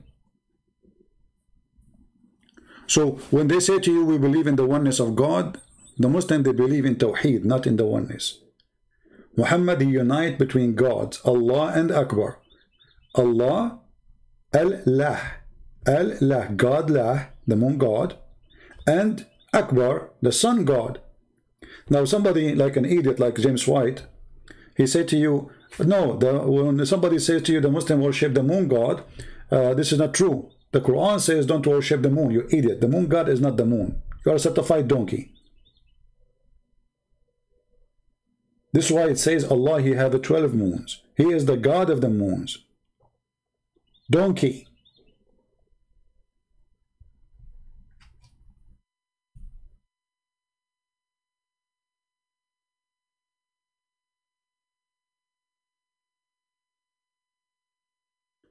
This is why you see Abraham, when he was looking for God, he said, this is my God, this is Akbar. He was talking about what? He was talking about the sun.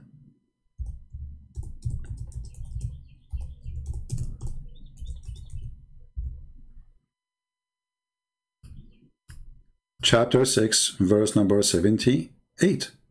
So Abraham first, according to Muhammad, he started worshipping the planets.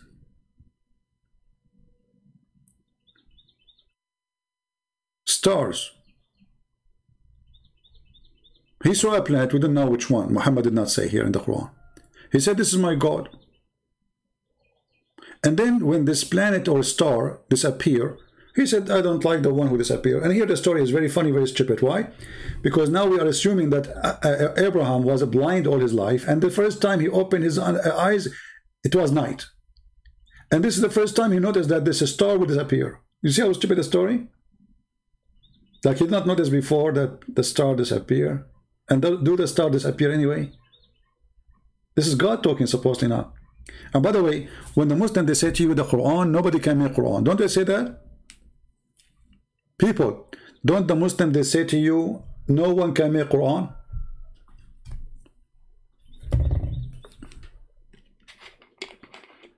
Is that correct?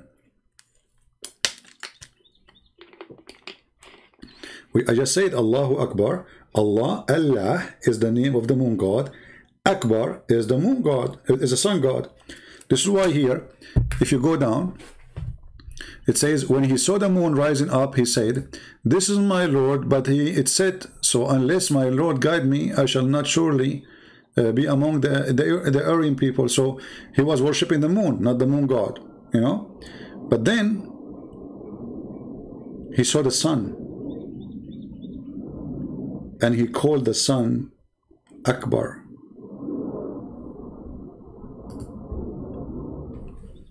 Muhammad at that moment, he was trying to make the Jews believe that he is like them. He's a Jew. See, Muhammad is like Obama. He's a Muslim with the Muslim. He's a Jew with the Jew. Like Obama, he go to Egypt, he quote the Quran. Obama, he go to Jerusalem, he wear the hat of the Jews. Obama sit with the atheist, he make fun of the Bible. Obama sit with the gays, he is a gay. This is how to be a president, you know. Corrupt word. So when he saw the sun rising, he said, this is Akbar. He did not say this is a greater. He says this is Akbar. Akbar is what the sun is described. How come he did not describe the moon? Akbar. Is really the sun is bigger? Is it? Why he called it Akbar? Actually, there's in Tafsir Ibn Kathir, there is a sanam, his name is Akbar. The Muslim, they take it off from the Ibn Kathir print, but it exists in the old one. Let me show you.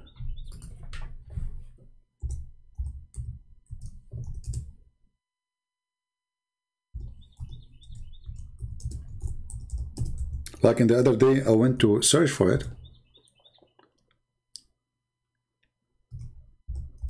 They took it off from the new print.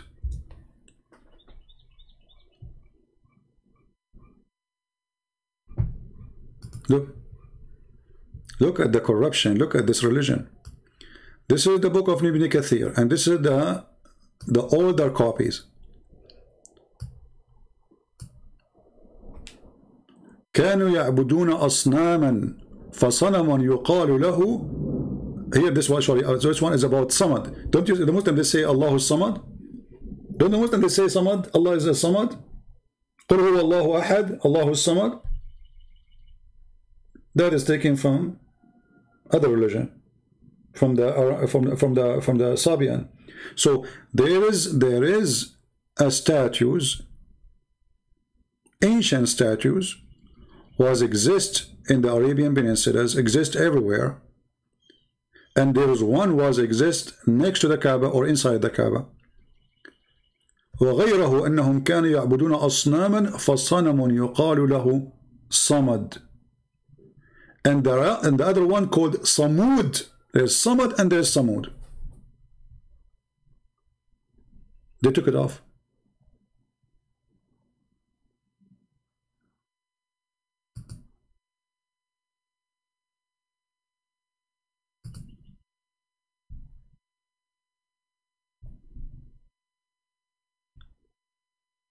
Look, here, they took it off. They changed it. From Saman to Sadda. Just to cover the scandals, what they are worshipping. I mean, if it says that, I mean, how you can even change a book? It's already printed everywhere. Well, by time, people who have the original book, they will die and nobody will have it no more. Very simple.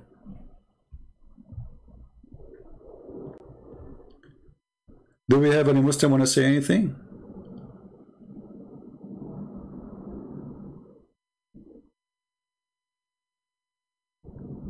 Anyone? So Ramadan is a pagan month, and if there's a priest, he is asking Christian children to recite Quran or etc. in their churches for Ramadan, this priest is supporting the devil. We love the Muslims, but loving Muslims is not by loving the cult of Islam. This is something and something else, Islam. Any priest, he do such a thing, don't take your children to his church, for his church is a synagogue of the devil. Remember the Lord, he says, not everyone says to me, Lord, Lord, God, God, will enter the kingdom of my Father.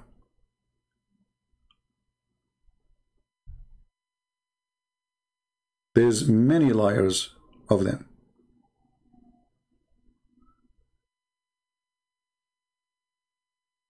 So if you ever see a priest, he's trying to promote the cult of Islam, he's a church, you should know that you should know better that he is no Christian.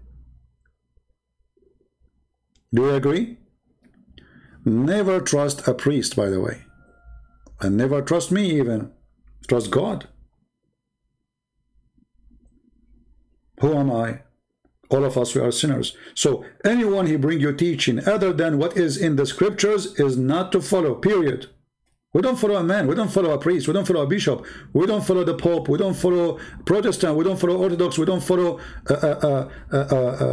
whatever. We follow what Jesus said. Anything else, anyone brings something is not what Christ he said. The Bible says, who is the Antichrist? Is the one who denied the Father and the Son. So when this priest is singing for Ramadan, he is singing for Satan. The Bible says it clearly. Who is the one? Who is the Antichrist?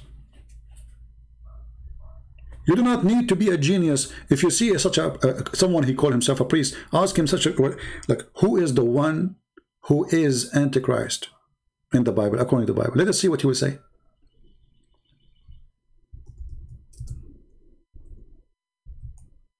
It is the one who denied the Son and the Father.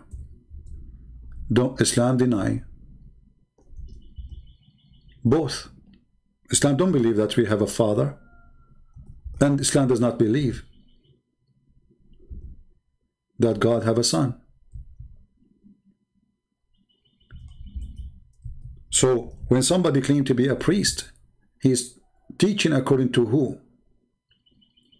They say to you, this is interfaith, to be nice to Muslim. Be nice to Muslim, give a donation, feed the poor people. Go walk in the street. If you see somebody is a Muslim and he's poor, help him. Not by praying to Allah. When you pray to Allah, you are not feeding the Muslim. You are not feeding Muslim, you are not feeding Christian. You know, this is what people help.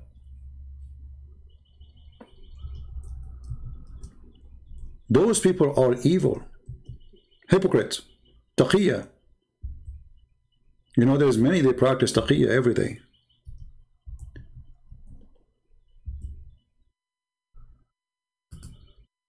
He is Antichrist, the one who denied the Father and the Son.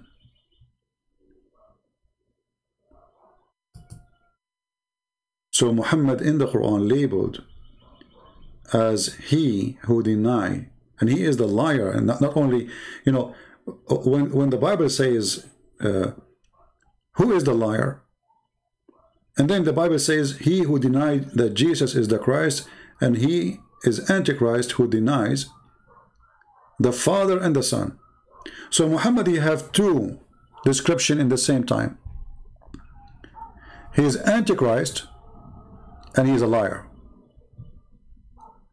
So when somebody claimed to be a priest and he said to you, I'm going to teach the children in our churches to sing for Ramadan.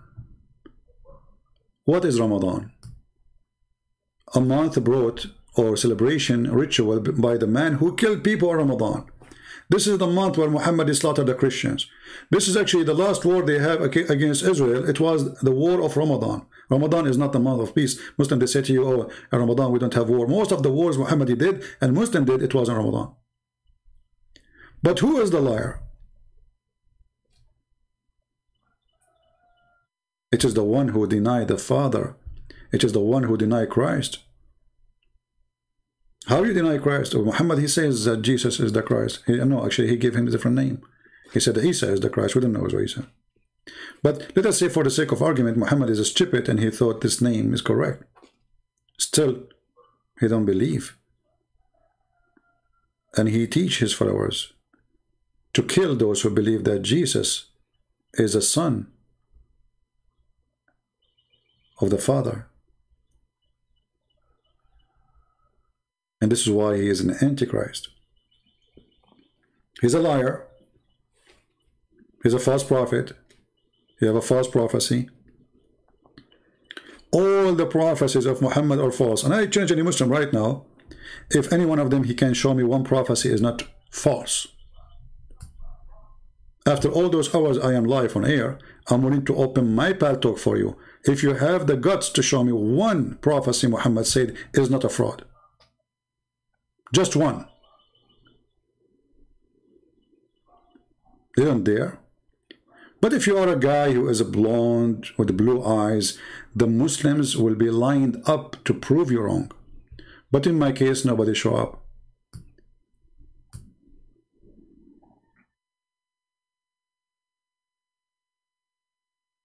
Anyone?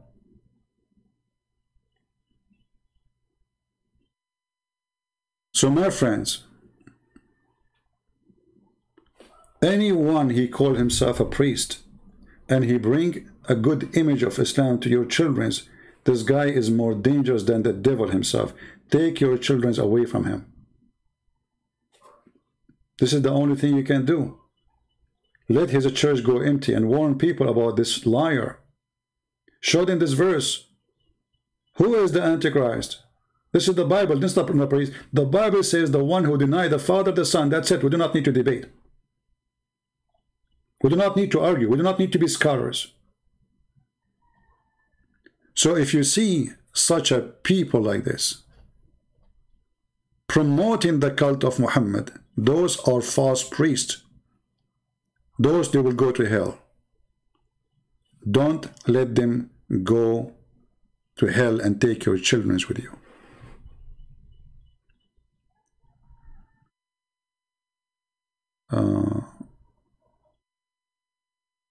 The prophecy of Muhammad saying Islam will come, I don't know about that one.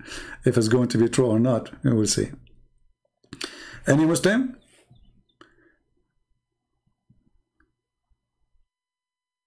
You know what? I think I'm thinking now to make my coming broadcast. I call it Muhammad is a false prophet. Prove me wrong. And we will challenge the Muslims, any Muslim, to call us and show us one prophecy of Muhammad.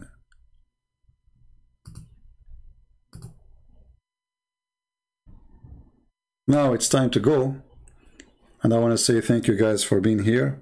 I hope we learn together a lot of things together, and I wish I can share with you more, you know. But sadly, the language barrier is always making what I do limited, very limited actually. But what we are sharing with you is extremely enough to defeat Islam. It's more than enough. Islam is the most stupid cult ever you can imagine. I mean, I do not need to be a genius to believe, to know that this can't be God. I mean, God, he promised me big boobs, English penis. I mean, what is this? Are we talking about a God or talking about a cartoon? So Islam is very silly, very stupid. But don't think because it's stupid, there's not somebody is going to be fooled by the stupidity. Because if you go on YouTube, you will see how much money they invest. Science and the Quran. Did you ask yourself why they are making those videos? So they can control your mind and make you believe that this is an amazing book, when the book is nothing but a joke. So many, they will be deceived because many, they are not helping to spread the truth. Many of you come here and just watch and laugh, but you don't go around and share the truth. You don't download the video and repost. You see, if a Christian prince was a Muslim, I will have 100,000 people watching my video now, live.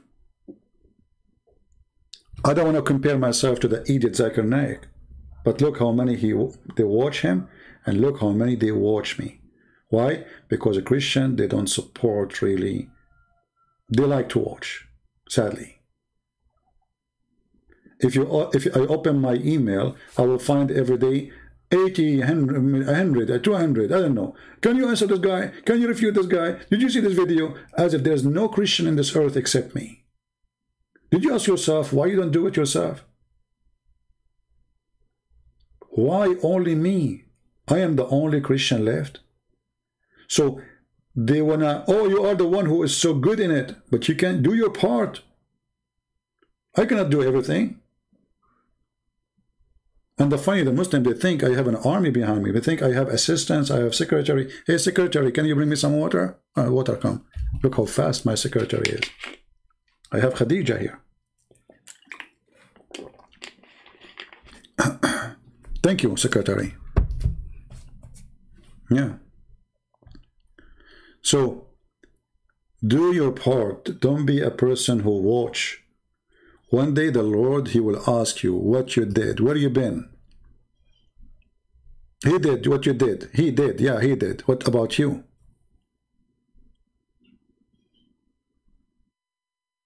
If you think that day is not coming, you are mistaken. Time goes so fast. unless you are a female. Time is frozen, you know, that's it. The spray fixture, what they call it, this one for the hair. And that's it, like, time doesn't go. Like, what? I'm 17 years old, you know? My mom, she is 17. My grandma, she is 16. Yeah. Time goes so fast, my friend. And time will come and there will be questions about what you did. If you are a male or a female, doesn't matter. All right? And don't worry about what people say. Worry about what God will say about you. The Lord, He says, from their fruits you shall remember them. You shall know them. Not from your names. Your name doesn't count. You call yourself a Christian, you call yourself Mary, you call yourself George, you call yourself whatever you want. It is what you do. Yeah, like here we have a predictor. He have a lot of work, actually, he did translating. So subscribe to his channel, by the way. Anyone, those who download my videos, if you want to watch my videos, because I delete them, subscribe to them. So always you can see what you missed. Support them. They deserve your support. All right. Do a refutation class for us so we can refute Muslims. This is what I do here in Torah. What are you talking about? Everything we are doing here is teaching you how to refute them. So what I was doing for the last 3 hours now, what I did yesterday and the day before and the day before and the day before, we are teaching you how to refute them. My friend, knowledge, seek knowledge, not refutation. Seek knowledge. When you have knowledge, you can refute anyone when he says something wrong. If he says something right, you agree with him. So seek knowledge, don't seek challenge. Because challenge can be foolish too, you know. I mean, okay, I'm going to prove them wrong, but what they are right. So seek knowledge. That's why the Lord, He says, search the books, read them, and then what will happen? Then you will know the truth. And what will happen then? The truth will set you free. But if you go in the Quran, in chapter 5, as an example, verse 101, it says, ask not questions. The Muslims, they say that people, they were asking Muhammad silly questions. Well, everything for Muhammad is a silly question, because you have no answer. Name for me one thing Muhammad have answer for it.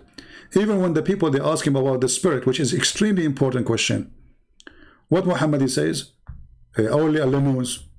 It's from the command of my Lord. They are asking you, who is this spirit? You don't tell them from the command of my Lord. What is the answer? So Muhammad, because he knew he's a fraud. Look at this verse. Look at this stupid verse. Ask not about things which is made plain for you. Okay, well, so we ask about what? Because people, they ask question about things is plain for them. Otherwise, they do not need to ask you. Do you see the stupidity? If we are not allowed to ask about things made plain for us, so we will ask about what? About things is not plain? If it's not plain for me, there's no reason for me to ask. And the verse 102 says, because former generation, they asked the same questions and they left the faith. Do you see it?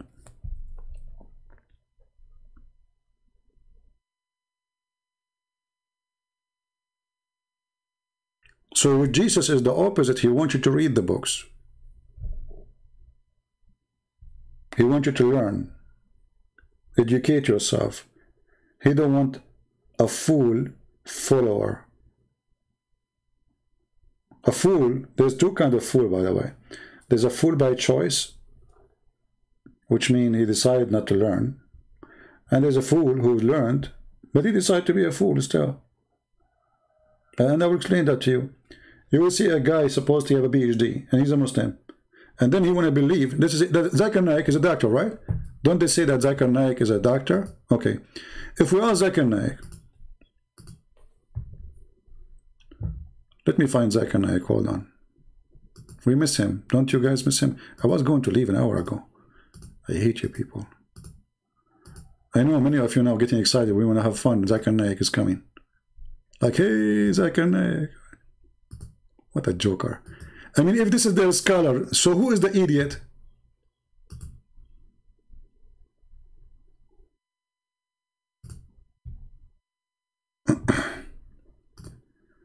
Okay, let us see. Zakir Naik, Quran,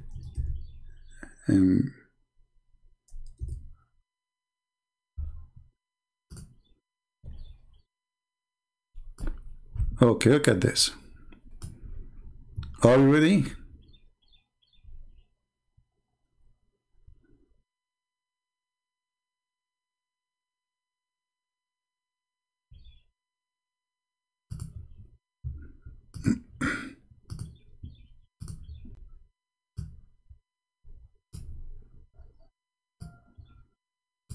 This is the doctor talking.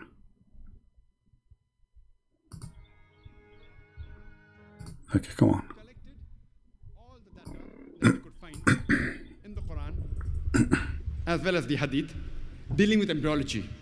And they followed the verse of the Quran, Surah Nahl, chapter number 16, verse 43, and Surah Anbiya, chapter number 21, verse number 7, which says, "Fas'alu ahla zikri in kuntum la ta'lamun."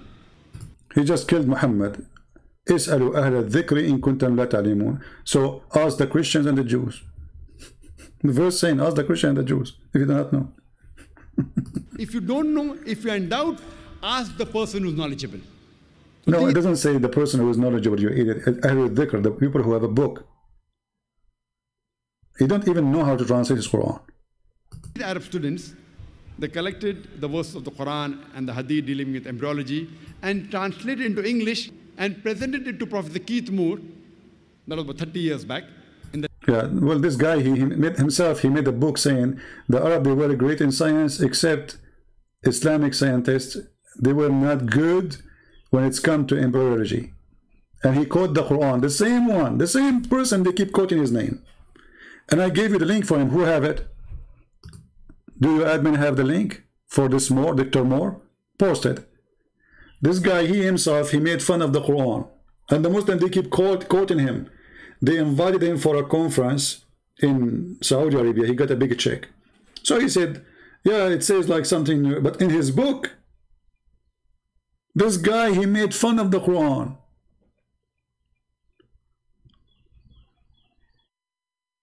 So look, they want to explain to you the Quran having miracle, embryology. But if we go in the Quran, we will find the Quran saying the most stupid thing. That the dead blood became a baby and the sperm became dead blood.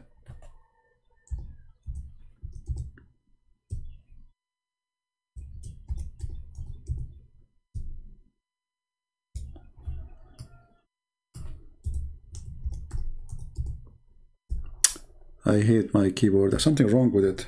This is all right. This is what he was talking about. This is Dr. Morbadar. Look at this. Look at this. This is science. Then we made the nutfa into a clot, a piece of thick congealed blood. This is what science says. That a human being sperm, the man's sperm, will become a dead blood, and then the blood will grow.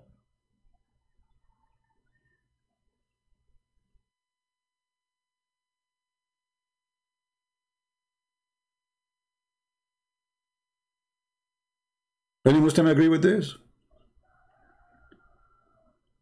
Well, one of you, he sent me an email saying, can you refute their science? I said, my friend, I have 2 books talking about it. Go read them. One is called Quran and Science. The other one called Deception of Allah, because both of them, I decided to change the name. Actually, the 2 books are one book. The 2 books, because they became so big, you know, keep writing, keep writing. I said to myself that I have to stop. Otherwise, it's endless. So I made them 2 books. Deception of Allah and Quran and Science. Go and read and laugh. This is science. Do we have any Muslim when I say talk something about science? Because I'm really convinced the Quran is a book of science.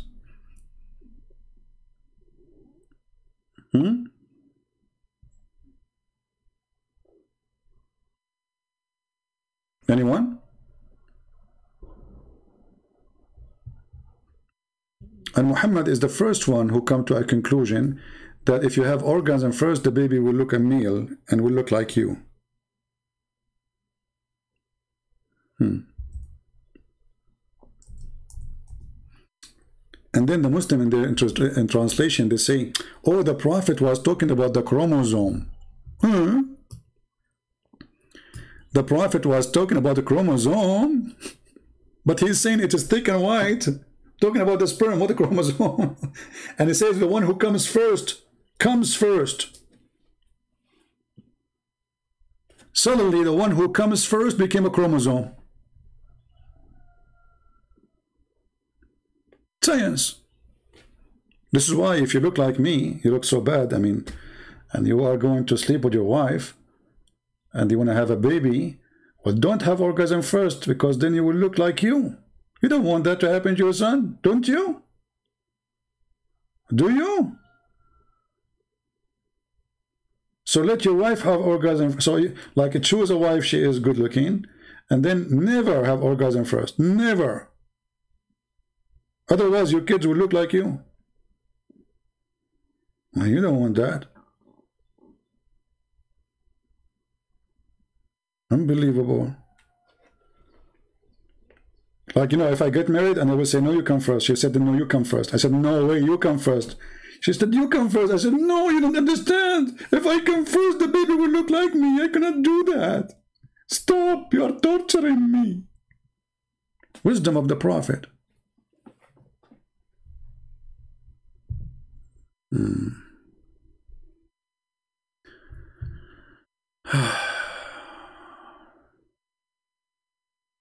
Any Abdul?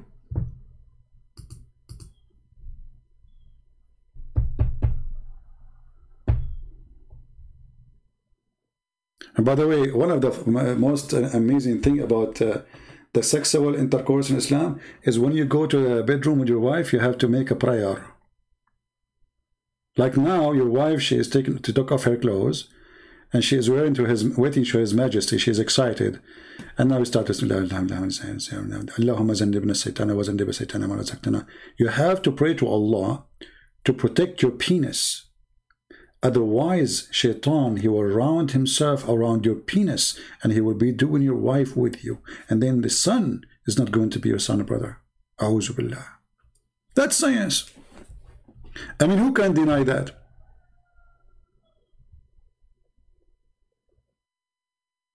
Who can deny that? I can search for the statement in English. I don't know if somebody from the admins, they have it, about Shaitan round himself around the penis.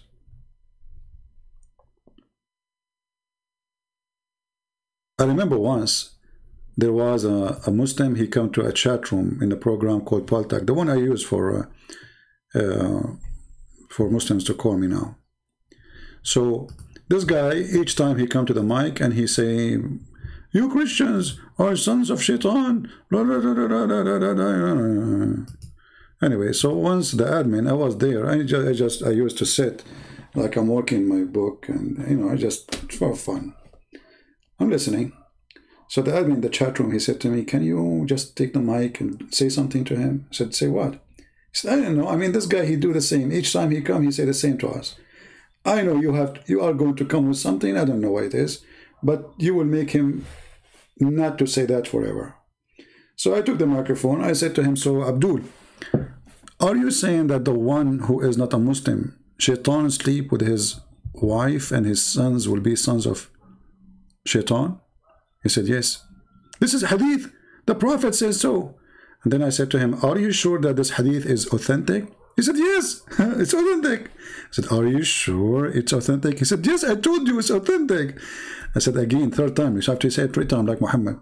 Are you sure it is authentic? He said, what's wrong with you? I told you already it's authentic. I said, well, based on what you are saying, then your prophet himself is a son of Shaitan. Because your prophet, his father was not a Muslim, and his mother, she was not a Muslim too. So his father, when he had sex with his mother, Shaitan, he wound himself around the penis of Muhammad. You should see what happened to that guy. He started crying literally. Oh, may Allah kill you. May Allah destroy you. You have a smart brain like the devil. Like, you idiot. You are the one keep saying to us we are sons of Shaitan because we are not Muslims, and Shaitan, he wound himself around the penis of our father.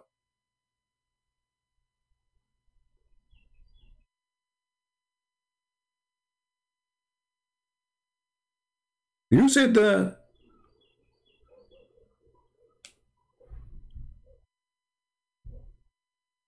And then when I said to him, well, this is mean your prophet himself, and look here how stupid Muhammad is, how you say to them such a thing?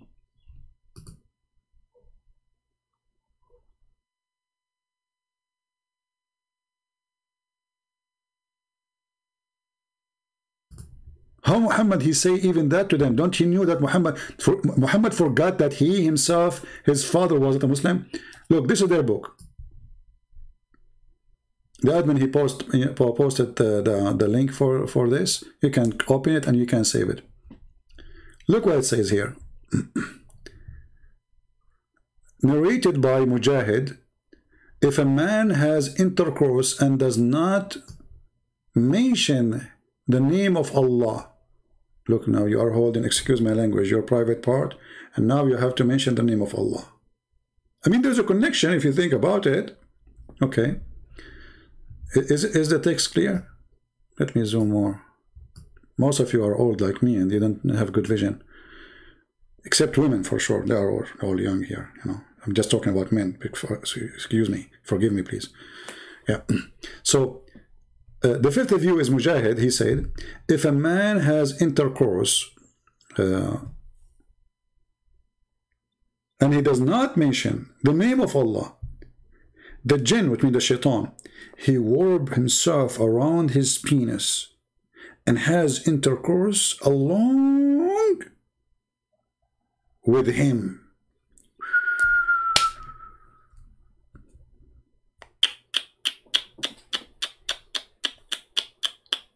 That's so dangerous, man. And here you notice that the Prophet Muhammad is the first one who come with Mr. Condom. Who is the one who come with Mr. Condom?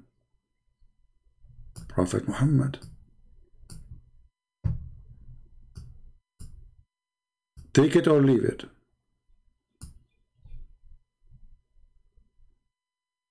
Right?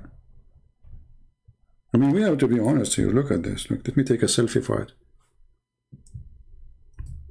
Smile, Muhammad. We will put you on the screen. Okay, thank you, Muhammad. Come on, Muhammad. Don't smile too much. Okay. Look at this.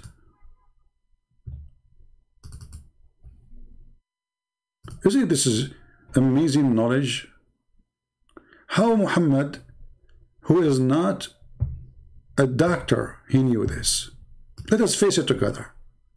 I mean, I know you are Christian, you don't want to believe in Islam, etc.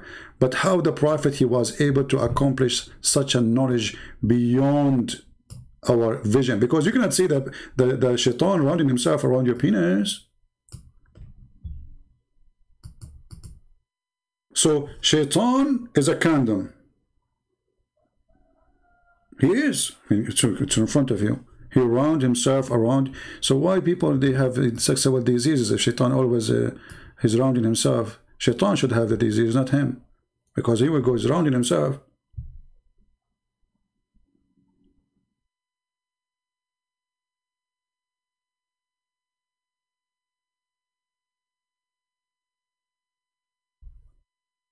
Now, because we are not Muslims and we don't say this prayer, we have to find the solution.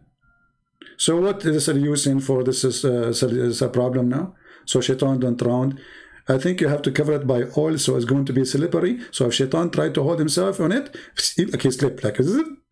Shaitan, you cannot hold it. Sorry. What genius, Muhammad! This is science.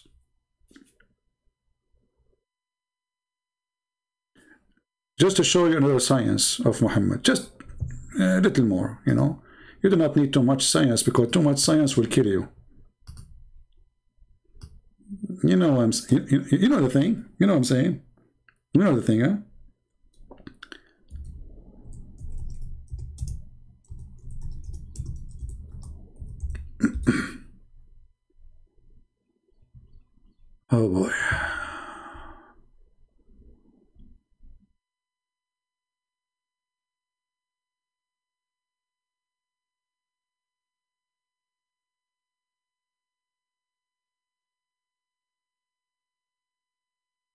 Let us see. Where is the video of this guy?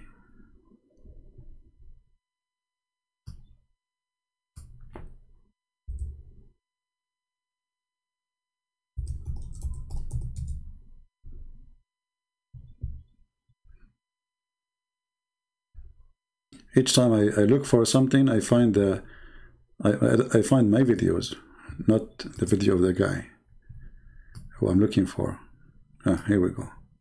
But this is not the whole video, it's a very short video. But this is science too, I mean, we have to admit.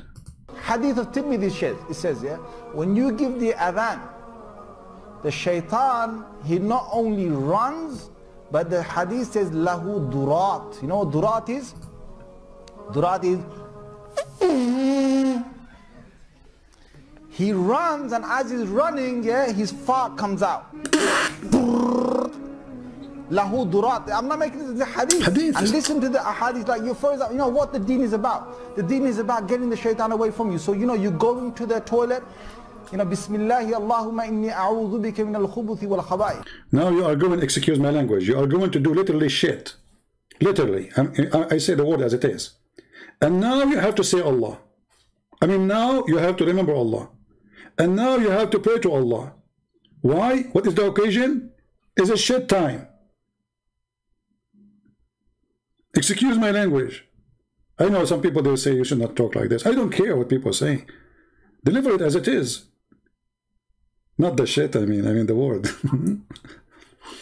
No manure, no manure. So Allah protect me from these devils. You go in there with your left foot. The left foot you went in, you get... Left foot, brother. Brother, left foot. Don't enter with the right foot, brother. No, haram. Haram. Left foot, left foot, left foot, left foot. Don't enter with the right foot. Please don't do it. Such a mistake is really serious and dangerous. Brother, what will happen if I enter with the right foot? Shaitan, he will put a screwdriver in your anus. I'm serious. He will go, he will play with it. You know, he play with it, and you have to go to the bathroom like, you know, do it, you know, it's not coming. Even if you enter with the left foot, but you don't say the prayer, like if one of them is missing, that's it. Shaitan, he got you. He got your anus. Get a reward for that. You're in the toilet, shaitan can't see you anymore. That's in a hadith. Bismillahi Allahumma inni a'udhu bika min al-khubuthi wal... Look. You say the prayer, shaitan, he can't see you. Become invisible. I'm going to do that to rob a bank. I will say the same prayer and will go. Let me see if they will see me when I get inside the bank. I will go and take all the money and get out, and nobody will see me, like security, nobody, like, you know, like even the camera, like there's nobody, you know, like why? Because you said this prayer, you became invisible. Shaitan cannot see you, brother. This is deep. Durat. You know what durat is? Durat is, he runs, and as he's running, yeah, his fart comes out. Lahu durat. And do you hear the background music? This is like praying to Allah. I mean, look at the topic and look at the music in the background. I mean, it fit perfectly. Perfect background with perfect topic. It's a shitty religion, what we can say. What is this background is about? What a Muslim, what are you doing? Lahu durat. You know what durat is? Durat is, he runs, and as he's running, yeah, his fart comes out. Lahu durat. I'm not making this the hadith. And listen to the hadith, like you first, you know what the deen is about. The deen is about getting the shaitan away from you. So you know, you go into the toilet, you know, Bismillahi Allahumma inni a'udhu bika min al-khubuthi wal khaba'ith. So Allah protect me from these devils. You go in there with your left foot. The left foot you went in, you get a reward for that. You're in the toilet, shaitan can't see you anymore. That's in a hadith, right?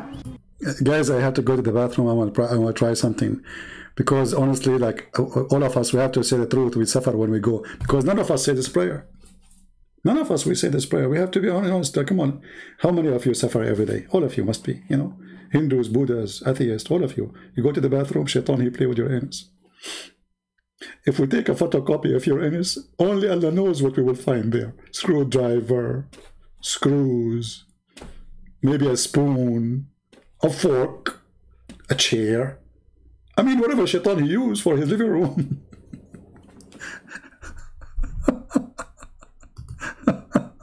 It's like, for example, you know what the deen is about? The deen is about getting the shaitan away from you. So, you know, you're going to the toilet, you know, Bismillahi Allahumma inni a'udhu bika min al-khubuthi wal khaba'ith. So Allah protect me from these devils. You go in there with your left foot. The left foot you went in, you get a reward for that. You're in the toilet, shaitan can't see you anymore. That's in a hadith, right? It's a hadith. If you don't say the dua, what happens is the shaitan not only comes inside, but the hadith of Tirmidhi says he plays with your bowels. Not only he is in the parking spot, which is your anus, he is playing now there. I mean, look at this, man. I'm going to convert to Islam immediately to secure my anus. Oh boy. Let me give you the link so you guys can download it, spread it around, because I don't see this video is gone. I don't see it anywhere. So please download this video and share it around. We don't want it to die, you know. We don't want this comedy to disappear. We don't want this is a comedy, but this is serious. You see, I read the hadith for you. You might not see it. I mean, there's two things will make it so funny. The guy saying it, and I'm making my comment. Because I notice that people, when they hear things or see things or read things, sometimes they don't notice how stupid it is. So I have to do my commentary ignition, you know, and then you will go ticklish. Because sometimes we don't notice how stupid and how silly.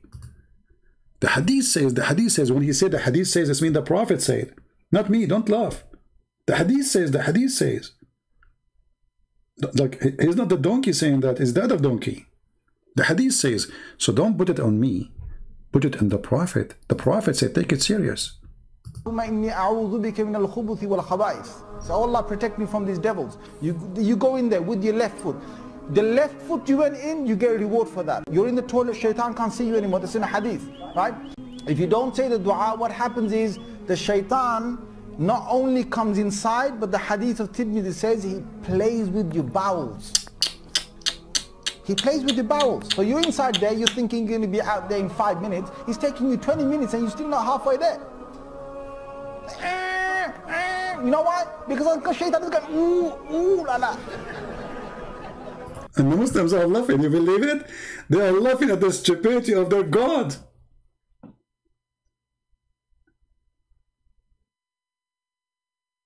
You are now sitting in the toilet seat. Okay, hold on. This is not enough for you guys. I think we need to have to do some work here. I mean, I don't think this is working. I think the explanation of this guy is not good enough for you. I don't know, I have a feeling that you are not understanding how serious the situation is. This is very serious. Imagine, brother, you're entering the bathroom. Brother. I'm not going to say sister because this is really offending for women. Brother, you are entering the bathroom and you forgot to say the prayer. Let us call Zakir Naik. He's now in the school, and now soon he will take a break from the school. He's teacher, you know, he's a big teacher. He's teaching in Harvard, University of Pakistan, in Bangladesh, which is in Malaysia. See, he took a break now. Okay, now let me call him. Now we can call him, because before that he is busy, you know, he's busy.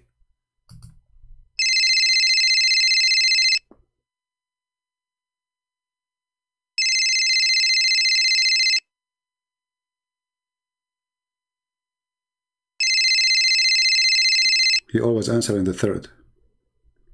Hello? Christian Prince, I can't talk to you.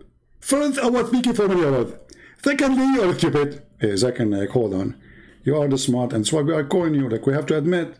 Thank you very much. I like it when you say you are the smart. Finally, admit it. Okay, what is the question?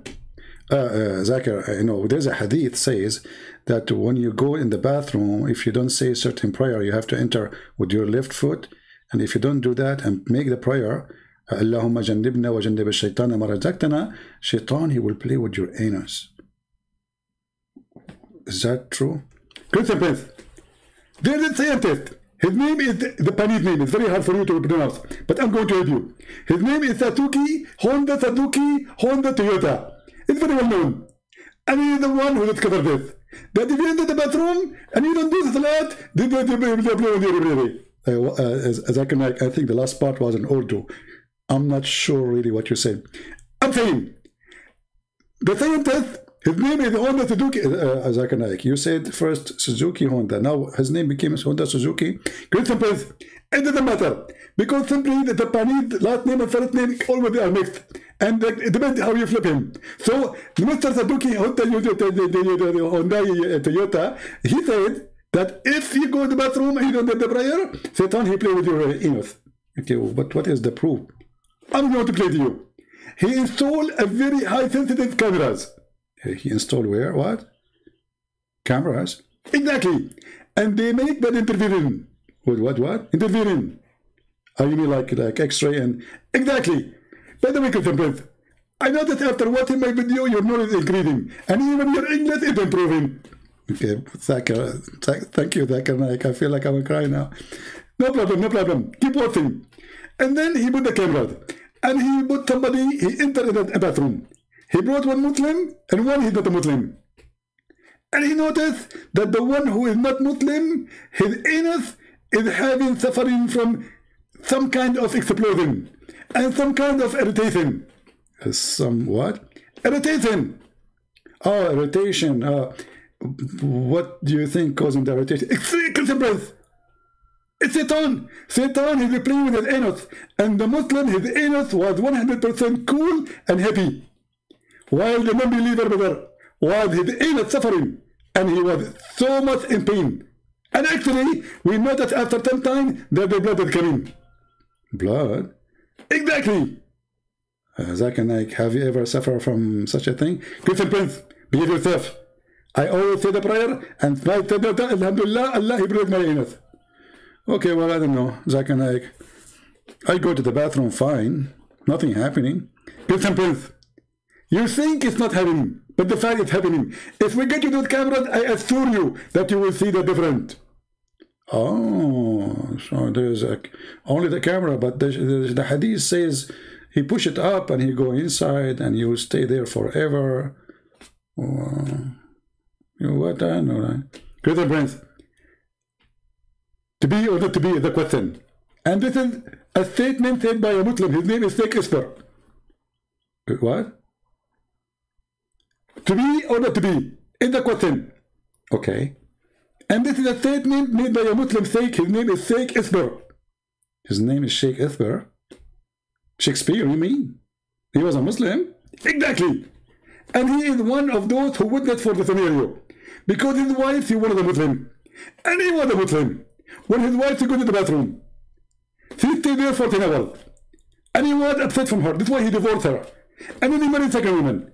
And then he divorced her. And then he married third woman. And then he divorced her. And he married fourth woman. And then he divorced her. Hey, Zakir Naik, stop. Come on. Are you going to continue? I'm going to tell you something. So we asked him, why you are divorcing women? Because he said they are not praying for Allah when they go to the bathroom. And inside they go to the bathroom, they stay there for 10 hours. And I can't take it anymore. Because at that time, Shakespeare was a poor person. And we the only one bathroom in the house. So why you don't go first before they go? Christian Prince, it's very impossible to talk to you. We must go in the bathroom to 10 hours. Why are you doing first?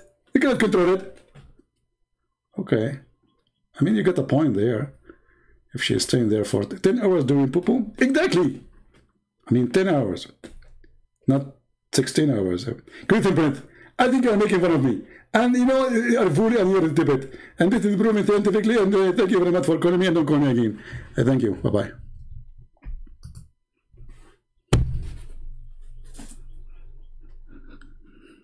Genius. I mean, who can deny this religion? You cannot.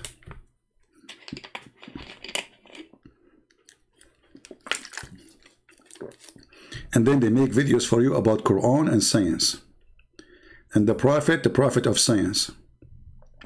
And now you are inside the bathroom and Shaitan is inside your anus. He plays with the bowels. So you're inside there, you're thinking you're going to be out there in 5 minutes. He's taking you 20 minutes and you're still not halfway there. You know why? Because Shaitan is going, ooh, la la. it. The hadith told you. The hadith says to us, he plays with your bowels.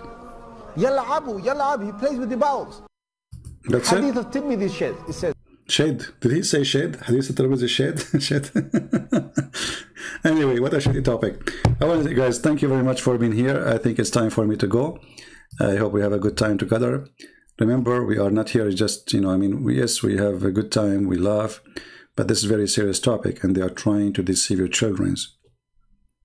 They are spending a lot of money in Europe, in Australia, in Canada, in USA, billions, not millions, in order to deceive your children. So you have a duty, serious duty. A church starts at home, not at school, and not at church. For many who they are in the churches who claim to be priests are deceivers, and they are politically correct. Many of them don't even dare to say that Islam is of the devil. And if somebody says that, they will make him the devil himself. Fighting the devil is not easy. I do my part. Do you do your own? Protect your family, teach them, educate them, so you will not have one of your family to be a victim. One of your children go to school and they fall him. Teach them, educate them, and don't want them to be exposed to lies without being protected with the truth. Thank you all for being here. May the Lord bless you. Pray for the Muslims. We love them. We don't hate them. But Islam for sure is nothing but a fraud, a scam, an evil religion. The Lord, he said, from their fruit you shall know them. And Muhammad is a fruit, is more than a proof of how evil Islam is. God bless, and see you soon again. God bless you. Take care.